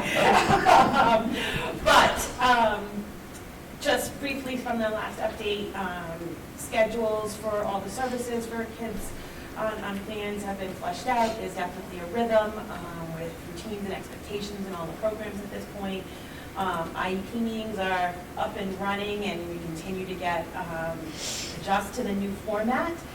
Staff and families have been very supportive as we continue to work through not only the new format, but adjust to the special programs part of it. So IEP leads, which is at least one in every building, was one additional one, which is dedicated to preschool at Bourndale. continue to be available to help staff and with questions on how to navigate both the new IEP and the forms themselves in Power School. So that's been very helpful. As Chris mentioned, I will also give a huge thank you to Chris, who's been very helpful in figuring out how we integrate these two systems, because the special program side doesn't work if the other part of the data side isn't accurate. So it's been great to have him collaborate with and work through those issues. The other, I don't think positive, even though I think we'll do fine, is we also learned that we have a circuit breaker audit in addition to all our TFMs that we're having. So we got notice of that. So we will be having an audit regarding our fiscal year 24 submission.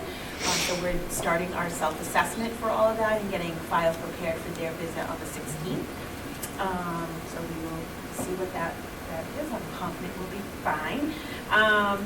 And just to close on a very happy note, we are all thrilled that our BCBA, our board certified behavioral analysis, has started. She started Monday, so she's spent this week orienting to each of the buildings and has already jumped right in and started assisting with some kiddos and staff to support them. So we're really excited to have her. And on Monday, we will finally be fully staffed. It only took a month. Some districts still aren't fully staffed because we just also hired on our new school adjustment counselor. We had someone leave right before school started at Bourndale, and we have a new ILC teacher as well. So yeah, finally fully staffed, set to start Monday. So it's really good news. We have great people on board. So without further ado, we'll round out with the principals with the calendar events. If we can go from youngest school to oldest school. Very briefly, we have so many exciting things, but I know they'll speak really fast. I feel like I missed something with all the adjectives. And well, it's because Mr. Geist is the embodiment of vibrant today. Every day. Every day, I would say, yeah. I know the pressure. So coming up for October, we have a continuation of our ABCs of Happiness Challenge. So the kids have been really cute. They are very much like this group tonight, where they'll walk up to you and they'll try to use their adjectives, they try to use their words. So they do a really great job with that. So I'm really happy to see them continue that along. Next week is Fire Prevention Week, so we work a lot with the fire department in town. We're very grateful they come in and give very specified presentations for each of the grade levels. They go in and instead of doing the whole building, they really go class to class. And talk to the kids not only about the safety plans, but also them being safe and trusted individuals. Tuesday, the 8th, we have our Title I night for families who have received invitations for their students being a part of our Title I program. And then following that, we have our Literacy Night, which is focusing on the book You Matter, which is our One School, One Book this year. So a lot of our UA teachers are actually heading up that whole event. And we have all kinds of great tables and everything to celebrate not only that book, but also just literacy in general for our families. Friday the 11th, we have our Booster-thon Dance Fit Party, and I have to give a massive shout out to Jen Mello and put a plug in if anybody would like to join the Bourndale PTA. It is currently Jen Mello and I running it. And she does an absolutely exceptional job, and her kids are out of the schools altogether, so she really kind of came back full circle. She was in the PTA when I started years ago. But the kids love it because they get to pie me in the face this year if they raise the funds. So I don't know if I'm rooting for that one or not. But and then lastly, we will be in competition with the school committee. We have our Bourndale trunk as well at Trunk or Treat. So everybody has to come because now it's on. It's definitely on. So we're watching you. Hi, okay. Little competition. Yeah, I know. Meeting and exceeding. Yes. I'll be just on the cusp. I really can't see all that well, so I'm just going to read from my own notes here. Before I get into our October events, I just wanted to highlight, I know Jen Canfield was here, and I asked if she was staying so that, because I'd be embarrassing her. We just last week on Thursday had our Booster-thon and our fun run, and We actually raised an astonishing $22,000 for the Boosterthon. And I have to say, I could not have, I couldn't have imagined coming up making that money and fundraising that kind of money in such a short time. But Jen Canfield and Maria Allen were really the backbone behind the entire event. One of them was there every single day, making announcements, working with the kids and their prizes, and even just today, they were both there giving out prizes. We had a goal of $15,000. We obviously surpassed that, and as Mrs. Carpino said, hers is pie in the face. The students are designing an obstacle course for me to run within the next couple of weeks. I might have let them know that I used to run obstacle courses. They look a little differently than what is being planned. There's a clown suit that might be involved, slip and slide. One thought I could climb a building, which I thanked them, thinking I had that talent. But so if you're around in the next couple of weeks, please stop by and you'll see potentially a clown running through an obstacle course. So that will be super exciting. As October has come in to full swing, as I mentioned, we're really in full swing with our academics. However, I've had the privilege of learning a lot of the field trips that are done here in Bourne, and our third grade just had visitors last week from the Katamet, I believe I'm saying that correctly, thank you, schoolhouse.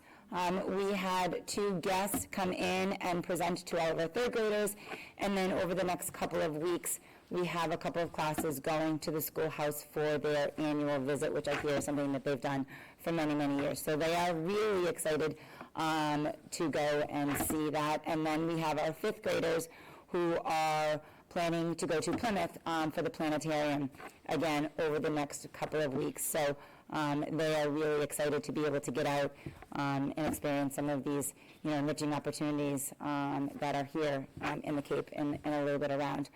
We also will be having the Bourne Fire Department coming in during Fire Prevention Week to meet with our 3rd and 4th graders.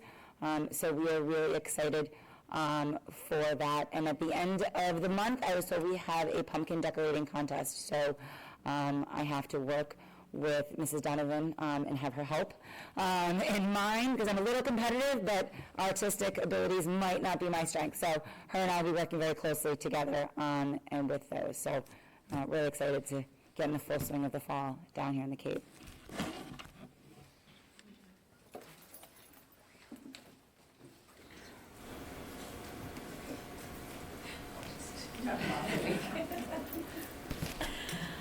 It's a busy month, of course, at BMS. We are super excited for our 8th grade band students to perform with the high school band tomorrow at the homecoming game, and they rehearsed all together today. It was quite a large group of students, and really they seemed very excited. So I'm really can't wait for that, and just to see, of course, our students at the game as well. We've been enjoying Spirit Week this week, and kids are very amped up to participate in the pep rally tomorrow as well, the 8th graders, so that is all great. Our after-school activities and late buses are up and running with lots of success. If your student is not participating in an activity, we hope you'll encourage them to. We have so many after-school activities, truly something for everyone, and it's just a really fun time to, after school, to have a lot of life in the building. So we encourage everyone to do that. We had our first unified bocce practice on Monday, and the team is already looking great, and we will be hosting, I believe, a bocce match, I think it's called, in the near future. And so stay tuned for updates there, and come cheer on our unified team. Our students are continuing to read our One School, One Book selection, which is Harbor Me. They're working on that each Wednesday during our Anchor Win. We have daily trivia going on at lunch. We have record participants submitting their answers in the trivia. They seem to be really enjoying the book, and stay tuned for more information. We are hoping to host a community event as we get closer to the end of the book together. We have Picture Day, October 10th. Flyers were sent home with students. We have our coffee house coming up on October 16th. It is a fundraiser to support our spring junior METG drama production. Lots of great student talent on display. Last year it was our first coffee house, and it was absolutely so much fun. A lot of brave student performers to come support. So feel free to come out for that. Speaking of PTA, we have a wonderful PTA also at the middle school. They will be hosting our spaghetti supper, a fan favorite, on October 24th. We adjusted the time this year because the date has historically lined up with the trunk or treat. So we've moved a little bit later so that you can participate in trunk or treat and then head right over in your costume to get some dinner. You can purchase tickets at a discount in advance, or you can purchase them at the door, and it's for family members of all ages.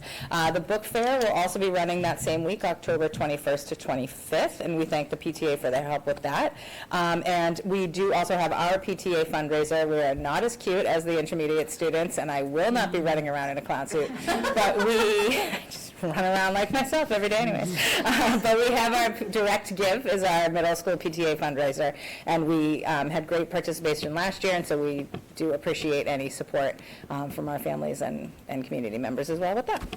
That's all I've got. Thank you. Last but not least, big week. It is a big week at the high school. So you know that last week we had our full school field tripping and spotlight day for grades 7 and 8.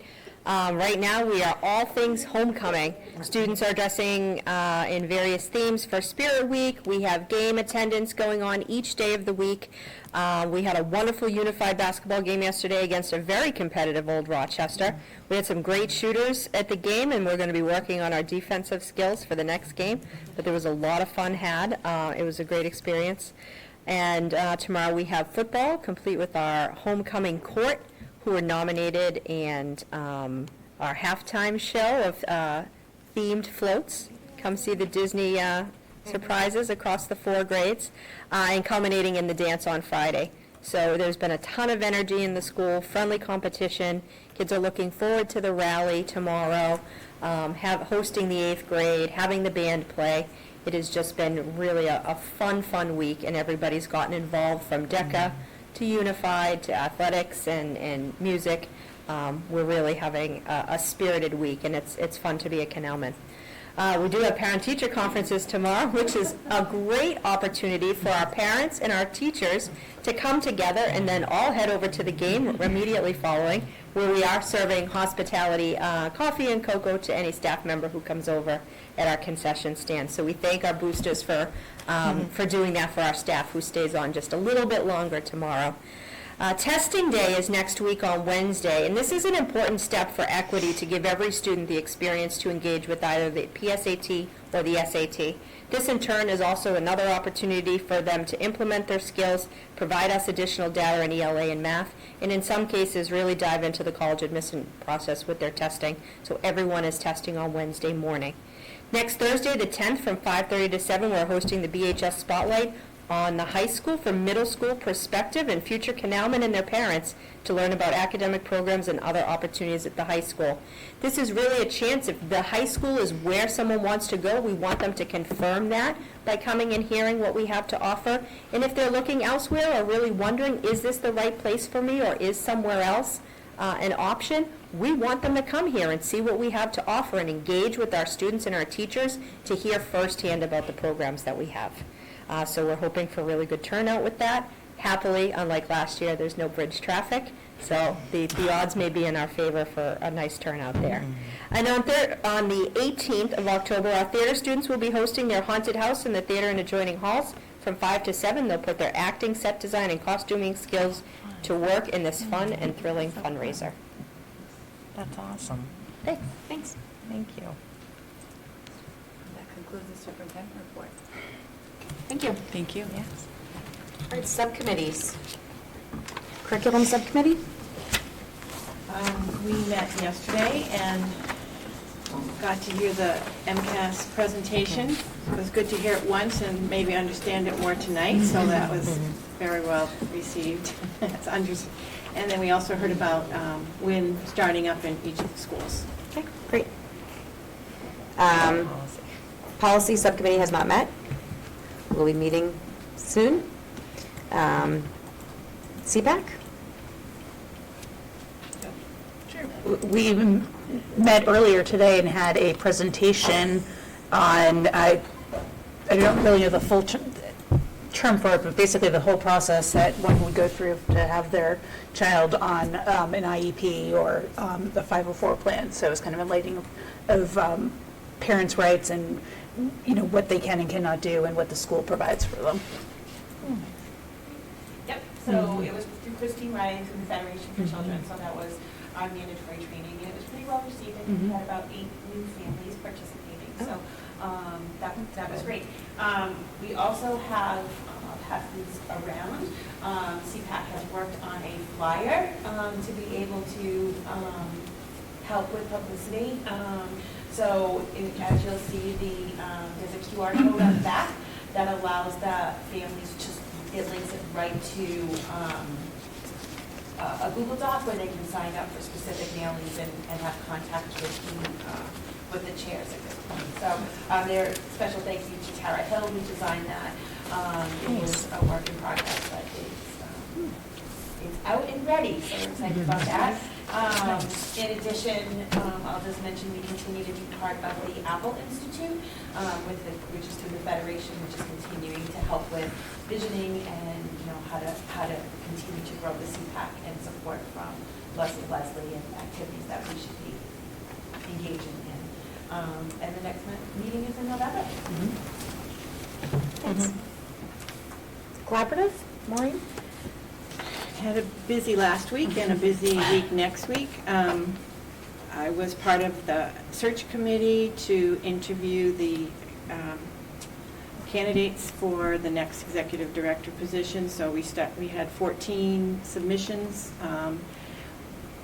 We rank ordered them and we brought it down to 8. And so last week, myself and another board member, along with superintendents, assistant superintendents, sped directors, finance people from across the Cape met and interviewed these 8 candidates and voted down to 3 finalists. So the 3 finalists are Anne Maria Bishop from West Springfield, who is a current director of finance and operations at the Lower Pioneer Valley Educational Collaborative. Dr. Hope Hanscom, who's the current assistant superintendent of schools from Mashpee, and Dr. Susan Kuska, who's the current superintendent of Holliston Public Schools. So next Thursday, a week from tomorrow, the collaborative board will interview these 3 finalists. And then we've arranged site visits for these 3 women to come to the facilities at the collaborative on the 17th, and then the collaborative will meet again and vote for our next executive director. So it's been a huge learning curve for me, and but a very enjoyable one, and great to meet other administrators from across the Cape that otherwise I would never have met before. So working with Dr. Mary Chakowski, who's a retired superintendent from Barnstable. She's heading up the search committee for us, and so she's my guide as we go through this together. So we've been joined at the hip for a couple of weeks now. So it's all good. Thanks, Maureen. That's a lot of work. That is a lot of hours, yeah. Diversity, equity, inclusion, and belonging? The first meeting is October 8th at 3:45, so if you're interested, please show up for BIS. Again, October 8th at 3:45. Anybody who is interested in joining the committee should attend. If you can't attend that first meeting, please reach out to Jessie Clements at jclements@bourneps.org, and she'll be happy to hook you up with a calendar for the rest of the year. Great. Technology committee? Our first technology committee meeting is Thursday, October 24th. Okay. And we haven't had a strategic planning steering committee meeting. The first meeting is the 18th? October 16th. 16th, October 16th, okay. I think that's all for subcommittees. Anything else? Okay, great. So our last main item on the agenda is the resolutions, the MASC resolutions. So every year, MASC sends out a list of resolutions, which are initiatives that they would like our support, district support on. And so they give us an explanation of the background of where the resolution came from, and then what the actual resolution is. And then our committee votes whether or not we would like to support this resolution. And then at the MASC conference, one of the committee members that attends is the delegate, and they vote on our behalf based on what we voted as a committee. So we're just going to go through each resolution, and everyone has had a chance to look at these over the last few weeks. So we'll just briefly discuss them and take a vote, and then is anyone willing to be the delegate? I said I would. Okay. I know you said you were going on Friday, but I didn't know if that was... Well, I would go, that's what my intent will be, is to... Thank you, is to go on Maureen. Friday. Maureen has volunteered the past, I think, like 4 years. I just can't believe we're going to get through all of them, though, because our experience last year was just so much discussion that... Yes, and these are some major issues on here. So we'll vote on them, and hopefully they get discussed and voted on at the conference. Thank you, Maureen. Okay. So, resolution number 1. I'm only going to read the actual resolution. I'm not reading all of the... This will be linked. Is this linked to the agenda? Yes. Yes. Yeah, perfect. It's already linked.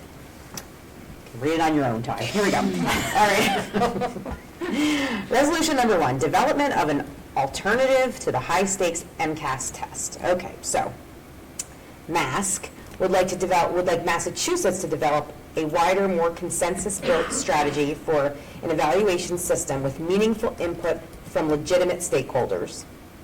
MASC urges the state legislature to launch comprehensive evaluation and investigate the extent of biases pertaining to MCAS testing and to make these results public.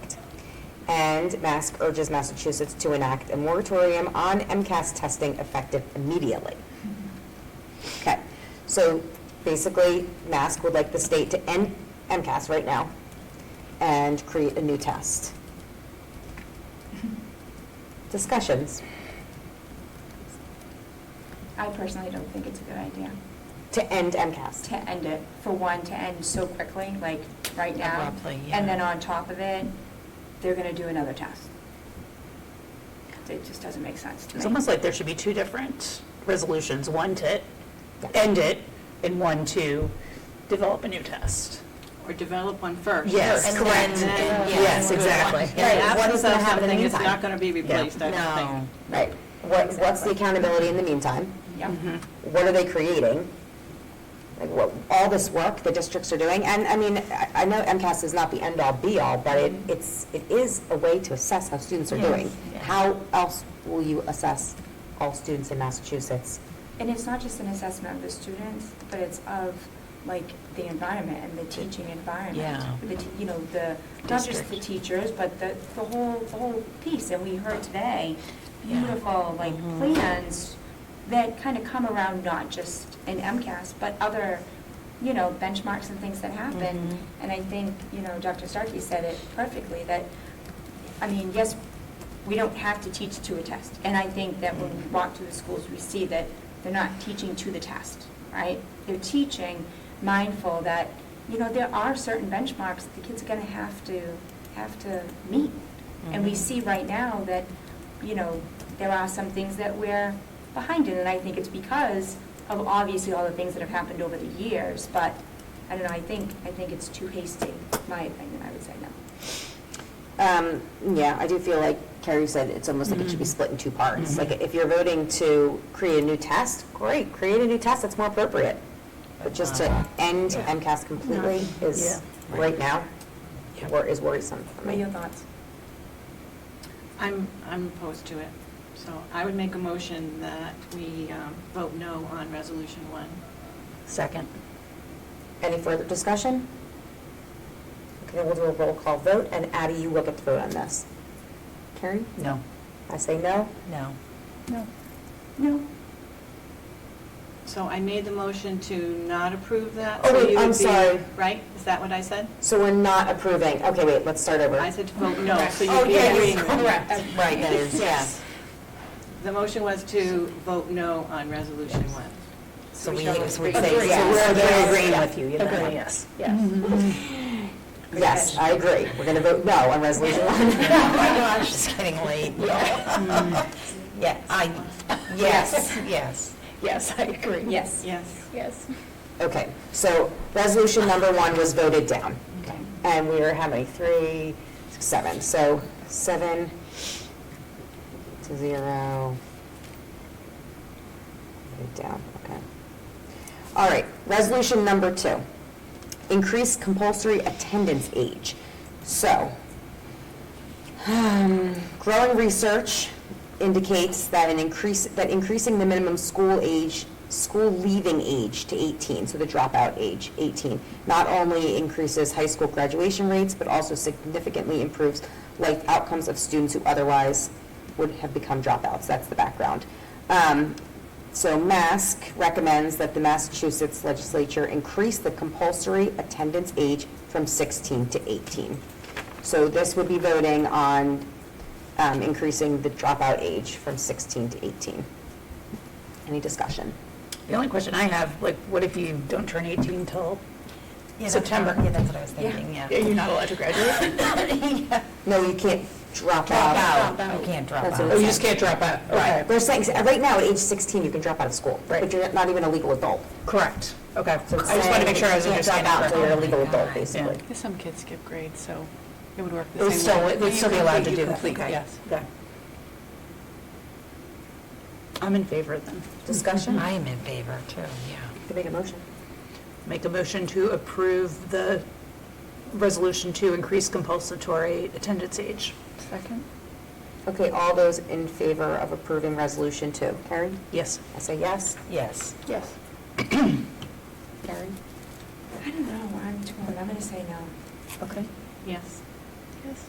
Okay, so it's voted 6 to 1 in favor.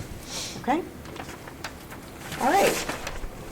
Resolution number 3, safe storage of firearms, which we voted on last year, so I'm just going to read through it again very quickly. MASC recommends all districts direct their superintendent and staff to create an appropriate communication to parents and guardians that explains the importance of secure firearm storage to protect children and teens from unauthorized access to unsecured firearms and their legal obligations consistent with Massachusetts safe storage law. So this came up, this was on last year, and we voted this down because we didn't feel like it was the superintendent's place to have to send directive to a parent about storing firearms at their house. Completely agree. So I'm not sure if we want to discuss this any further, if anyone's opinions changed since last year. Although I feel obviously like it's extremely important that families know how to safely store their firearms. I don't think it's the. I don't think it should. That comes from the town? Yeah, it should come from the police department. From the police department. And are they doing that? Because this is, obviously, we all feel it's very important. So can it come from the police department? It does come from the It police does? department. It's part of your training, it's part of like the whole process, you know?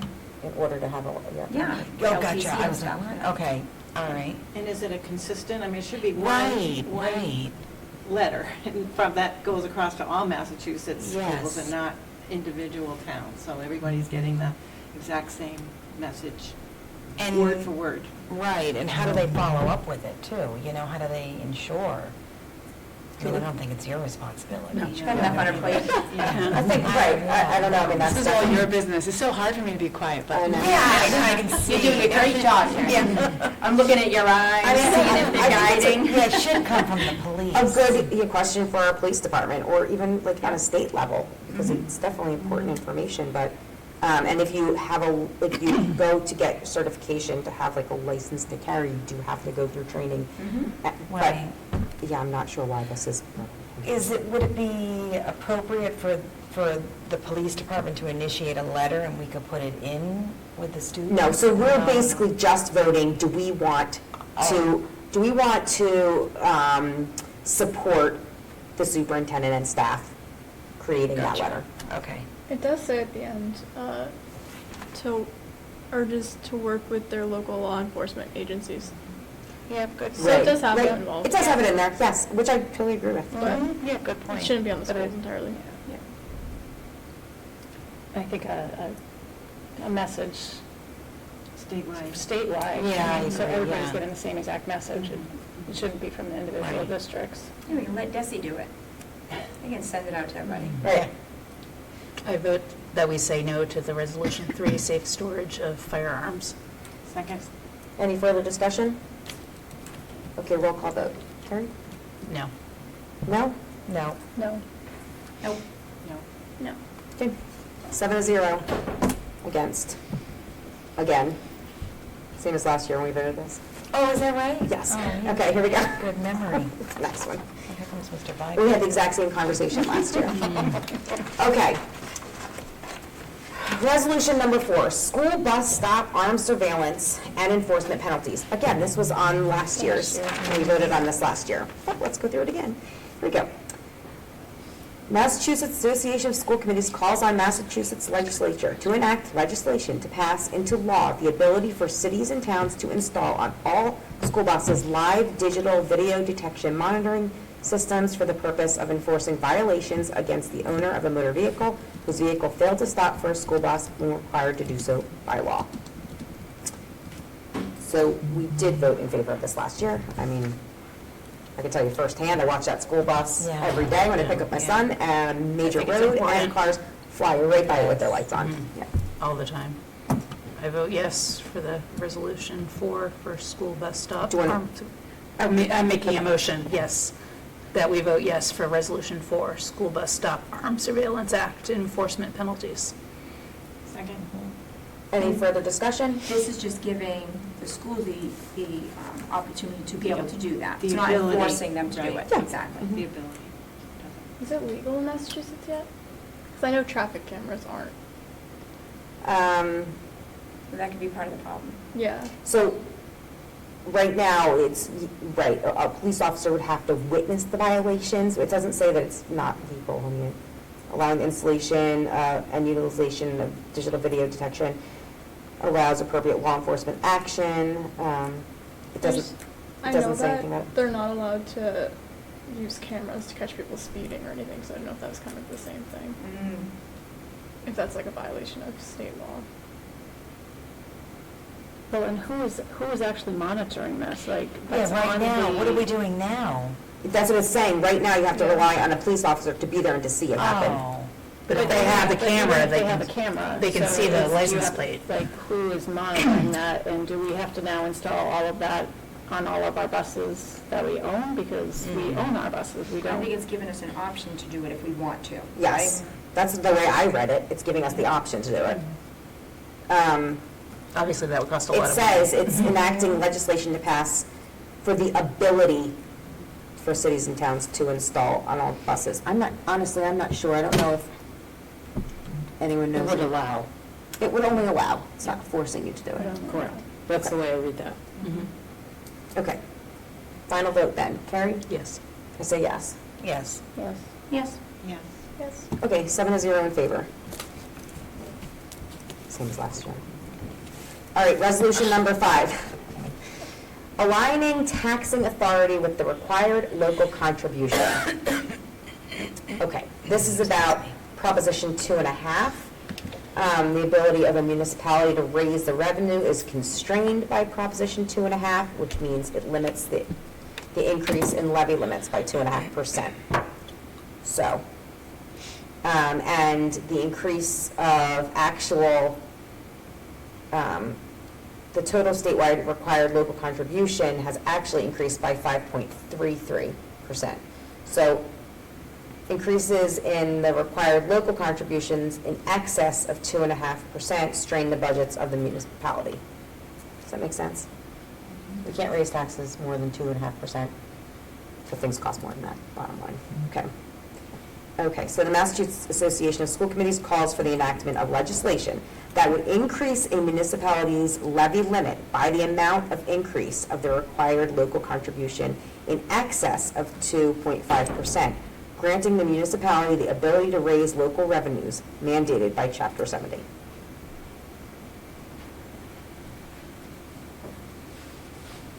Discussion?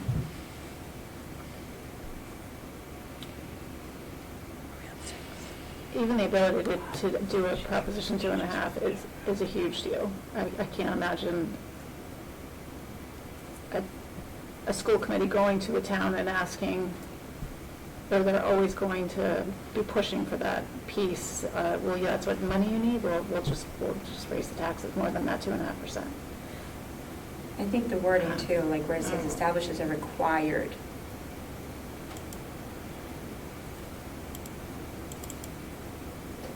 Yeah, I don't really understand. A required, yeah.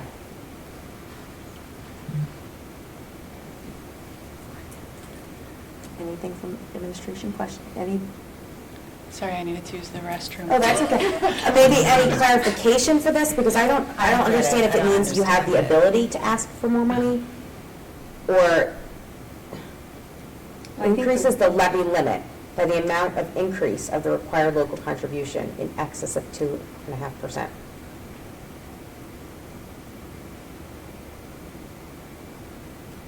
So the ability for the town to ask for more than 2.5%. Is that all I'm saying? That's what I. In a lot of words? That's what I believe. That they have the ability to ask for more. They don't have to. It's raising the limit, is what it's doing. So, yeah, I mean, one piece of this, so, are you familiar with like local contribution means? So the local contribution is what the town must provide for their share to educate students in Bourne. Okay. Right? No matter what. No matter what. Right. So it's saying that this would give them the ability to, just read it, the amount of increase of the required local contribution in excess of 2.5%. So if your local contribution was here and 2.5% was here, you could raise up to meet it. Yeah, I understand it now. You could raise taxes that far to meet that local contribution. We're so far above local contribution that this really would have no impact. Yeah, this wouldn't have an impact on Bourne, who funds education for our children. But in some districts, especially with, now I understand the nuance of it, with the Student Opportunity Act, and especially if some of you will go to the webinar about the Hold Harmless districts, you started to get an increase with the SOA that outpaced the levy limit. I'm not going to explain it to the best, of someone who's really educated in this. But what it did is it squeezed some districts over the past 2 years where they had to provide an amount of money based on their formula of wealth, which usually has to do with land ownership. So some towns would say, we may be, land rich, but the taxation, we can't tax people that much because, the people living on this land, they might have fixed incomes. You've heard that type of thing. So they're essentially squeezed, and they must do a Prop 2.5 override just to overcome their budget. So I don't know Arlington's situation, but it sounds like that's the situation they were in, and they'd like to raise their levy limit without doing a Prop 2.5. Just automatically raise the levy. Again, I don't know their situation or if this would be a good thing to approve or not approve, but it seems like something that they would want because they've had issues. So if we voted yes, it wouldn't affect our town, but it might help other towns. Is that a correct assumption? Or hurt other towns. Depends on how you look at it, I guess, Yeah. too. But if we approve it based on other towns, I guess it wouldn't happen. It wouldn't, never mind. Do we have to vote on it? Well, your vote recommends the delegate which way they should vote. If you choose not to vote, then the delegate doesn't know and therefore shouldn't vote. I guarantee this will take an hour at the conference, and we'll never get a vote anyway because people won't understand it. Well, they have that luncheon this Friday. The mask is having. Oh, that's true. I wish they would have it before we had our school committee meeting, so I know. you hear all the ins and outs. But there is a webinar this Friday. Is the delegate vote on the Friday of the conference? Because in essence, we will have another school committee meeting, so you could hold this vote. Do you want to? We're going to have to pay attention on this Friday to understand it if we want to hold off on voting it. I mean, but then we have to, I think that, adding it to Why don't we another do the other agenda. ones and then see where we're at and then go back to it? I just feel like we don't have a stake in this one. I don't so I either. feel like making a We can't just abstain from voting in this one? I feel like we should abstain. We could abstain. Okay, let's just abstain from voting in this one. Okay? All right, Resolution 6, support of legislation to improve the fiscal health of rural school districts.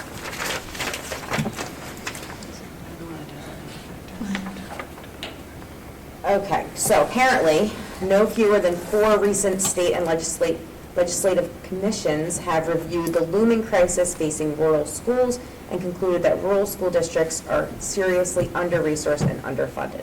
So, and districts with very low student enrollment cost 16.7% per student more to operate than the state average. And that small K-12 district, regional school districts cost 22.7% more per student to operate than their larger counterparts. So, MASC urges legislature to pass comprehensive legislation encompassing all recommendations from the Legislative Commission on the Fiscal Health of Rural Schools Report, A Sustainable Future for Rural Schools. So they put together this entire report and they just want support of the report, which found that rural schools aren't getting enough money. Okay, so it's not really, we're approving money for them. No, we're just So- approving that they use the report. I'm okay with that. Okay? Any discussion on that? I move we support Resolution 6. Second. Okay, Carrie? Yes. Yes? Yes. Yes. Yes. Yes. Yes. Okay, so approved. 7-0. Okay, Resolution 7, fully adjusting Chapter 70 aid for inflation. All right.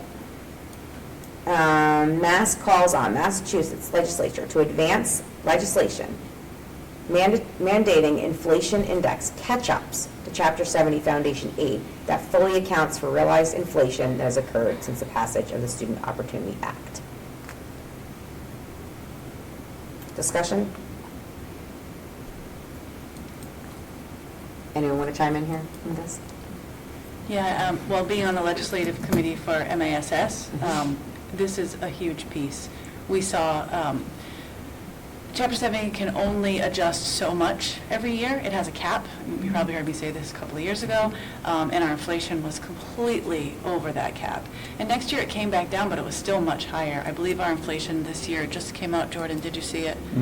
3.42. Yeah, so it's still above the cap. So that means 3 years in a row we're well above the cap, yet Chapter 70 isn't catching up.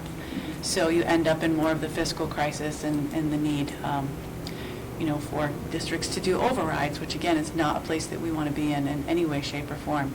So I think that having this looked at, the legislature didn't want to entertain it at all, to really think about it, but they could. So this one is something that I think would support our students. I move we approve Resolution 7. Second that? Any further discussion? Carrie? Yes. Yes? Yes. Yes. Yes. Yes. Yes. Okay. 7-0 in favor. All right. Thank you, Dr. Joe. You're welcome. Resolution 8, equitable funding for non-regional school districts with high transportation costs. All right. Non-regional school districts do not receive financial reimbursement benefits as the regional school districts do, which creates an imbalance in funding and resources. So the state recognizes the financial challenges faced by many non-regional school districts due to their high transportation costs and longer routes. The state acknowledges that non-regional school districts should have access to financial support similarly, I can't even speak anymore. Sorry. To regional districts, when costs are extraordinary, a special fund shall be established to provide financial assistance to non-regional school districts with higher transportation costs. This fund shall be known as the Extraordinary Routes Relief Fund and funds provided through this program shall be used exclusively to offset transportation costs, including but not limited to the purchase and maintenance of buses, fuel costs, and driver salaries. Discussion? Does it say where the money for this fund comes from? The state? State, is that where it's coming from? To cover transportation costs. It sounds like Kind of like we a could circuit benefit. breaker with certain things that we get approved for additional funds. Seems to make sense. I would move to approve Resolution 8, equitable funding for non-regional school districts with high transportation costs. Second that. Any further discussion? No? Okay. Carrie? Yes. Yes. Yes. Yes. Yes. Yes. Yes. Approved, 7-0. Moving right along. Vocational and Technical School Group. Resolution 9, MSBA grants evaluation for Chapter 74.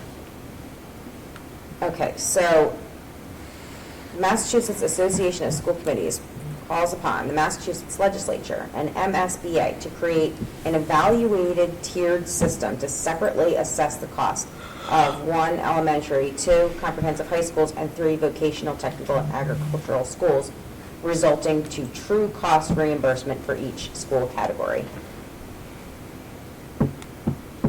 Discussion? Seems like it could be good for us as well, right? Or am I misinterpreting that? I mean, I don't know. It could be good or it could be bad, right? I guess, I look at it like, Based on what the if they're results. saying, who's deciding it? What if they say, public schools, you don't need all that money It you're would be getting? more equitable. Potentially, I Well, I guess. think it's specifically more for the vocational technical Of schools. course, yeah. They want to be.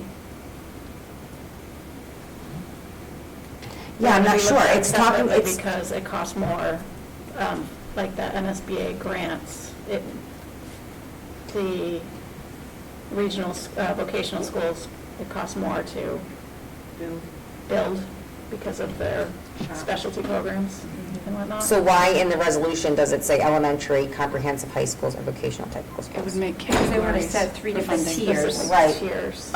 Those are all technical schools? No, so like if you're in elementary, then you would be evaluated on this. If Right. you are like Right, comprehensive high school, yeah. Why is it middle school? Or would that just be rolled up to the high school? Or are they staying elementary through grade 8? That might be more to an elementary. Typically, middle and high are considered secondary. Okay, but it just says high school there. Yeah, they're totally lumped into high school. Wasn't that mentioned in our strategic that a comprehensive high school is 5 through 12? When didn't she didn't? Comprehensive is usually a combination, I thought. Yeah. Voc and traditional academics. They have Right. both tracks. You can do either one. Like Plymouth North. I don't know, like, what are they using to even evaluate this? Are they looking at your actual building, or are they looking at it in general? I think they use a lot of their students for a lot of that work, so to get an SBA grant for more money because it costs more for their specialty programs, I'm not really for that. I think that they should be That's a good equitable point. with what we are at a regular high school. I think any modern high school that has programs for college and career like we do, like Innovation Pathways, needs specialized funding. And so to make different tiers, it doesn't make much sense because all modern high schools would need that now. So I think the wisdom that is being presented here is what you said earlier, that vocational technical schools think that it would cost more because they have specialized programs. But I think all modern high schools will have specialized programs. Yeah. I'll make a motion to not approve Resolution 9. I second. Okay. So we'll say no to Resolution 9. So it would be a So yes? yes, so- yes, correct, Okay, yes. yes. Yes. Yes. Yes. Yes. Okay, so Resolution 9 is A no. no. It's not. I don't even know, like, fails, what's the word we're going to use for it? We're not approving. Not approved. Maureen, if they don't get through all of them, they'll just roll over to the next year? Is that what happens? And apparently, Well, a lot of these are fails. Fail, right, they didn't get to. They never got to them. All right. Oh, that's it? No, one more. 10. No, We got to do 10. Oh. All right. Resolution 10, expansion and capacity in Chapter 74 vocational technical programs. Mass would like Mass would like the governor and the legislature to support the expansion of capacity at current Chapter 74 schools and to work with districts that lack access to vocational technical schools to create programs. So they want to add more slots at vocational schools. I would say Based on our no. experience, absolutely not. Yeah, they don't need All more. modern high schools are trying to Excuse me. create the programs that we need. They don't need more. And maybe it's different in other places, but from what we've seen, they just keep on increasing, so I don't know how you could, Yeah, I don't why know. they would need that. I do feel, I don't know what area, where is this from? Tri County, no, it's a technical school. So if it was, I don't know where But that is. if it's all technical schools, that means Upper Cape Tech then has. oh, yeah, right, but I was wondering if it's like somewhere out low where there's not a technical school available, but it doesn't seem that that's the case. Okay. I make a motion to not approve Resolution 10. I second. Okay, any further discussion? Okay, carried? So I say no, You say yes. I was so confused, yes, yes. Yes.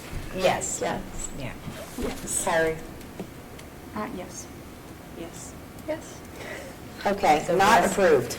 Yes, no, 7-0. Correct, not approved. Okay, all right, great. And the expiring resolutions, we don't need to go through all of those because it's expiring. Okay, thank you. All right, we also need a motion to approve warrants and payroll. I move to approve warrants and payroll. Get one? What was that? Did we get one? Did we have a warrants and payroll in our email? There've been warrants and payroll, right? I haven't seen one. That's why I'm asking if you've seen one. I signed one, like, 2 weeks ago, maybe? No? You didn't get a new one? No, I haven't gotten Oh, anything. yesterday. No, Sorry. that's okay. No, only the one from a couple weeks ago. Did you send one? And I missed it? He was just overcome with vibrancy. He's just beside himself over there. You were not vibrant enough to share. Yeah. I don't give them to you. No, I haven't received anything, and usually if there's something sitting in the office, they'll send me a message and say, can you stop in? But it always comes by email. Yeah, no, I know. Yeah. Yeah. There have been email issues with the town. They had some major issues over the weekend, so maybe got caught up. So do we not vote on warrants and payroll? Well, if you don't have it, you Yeah, okay. Okay. All right, vote to approve regular session minutes from September 14th. Someone like to make a motion? You couldn't open the file, does that make a? You couldn't open the file? No, No. it's a. I thought they weren't in there yet. It's in there, you just can't open it. I'm sorry. It's locked. That's what happened to warrants and payroll. That's not even listed on here, though. No, it's not. I'll postpone that to the next meeting, too. We can do approval.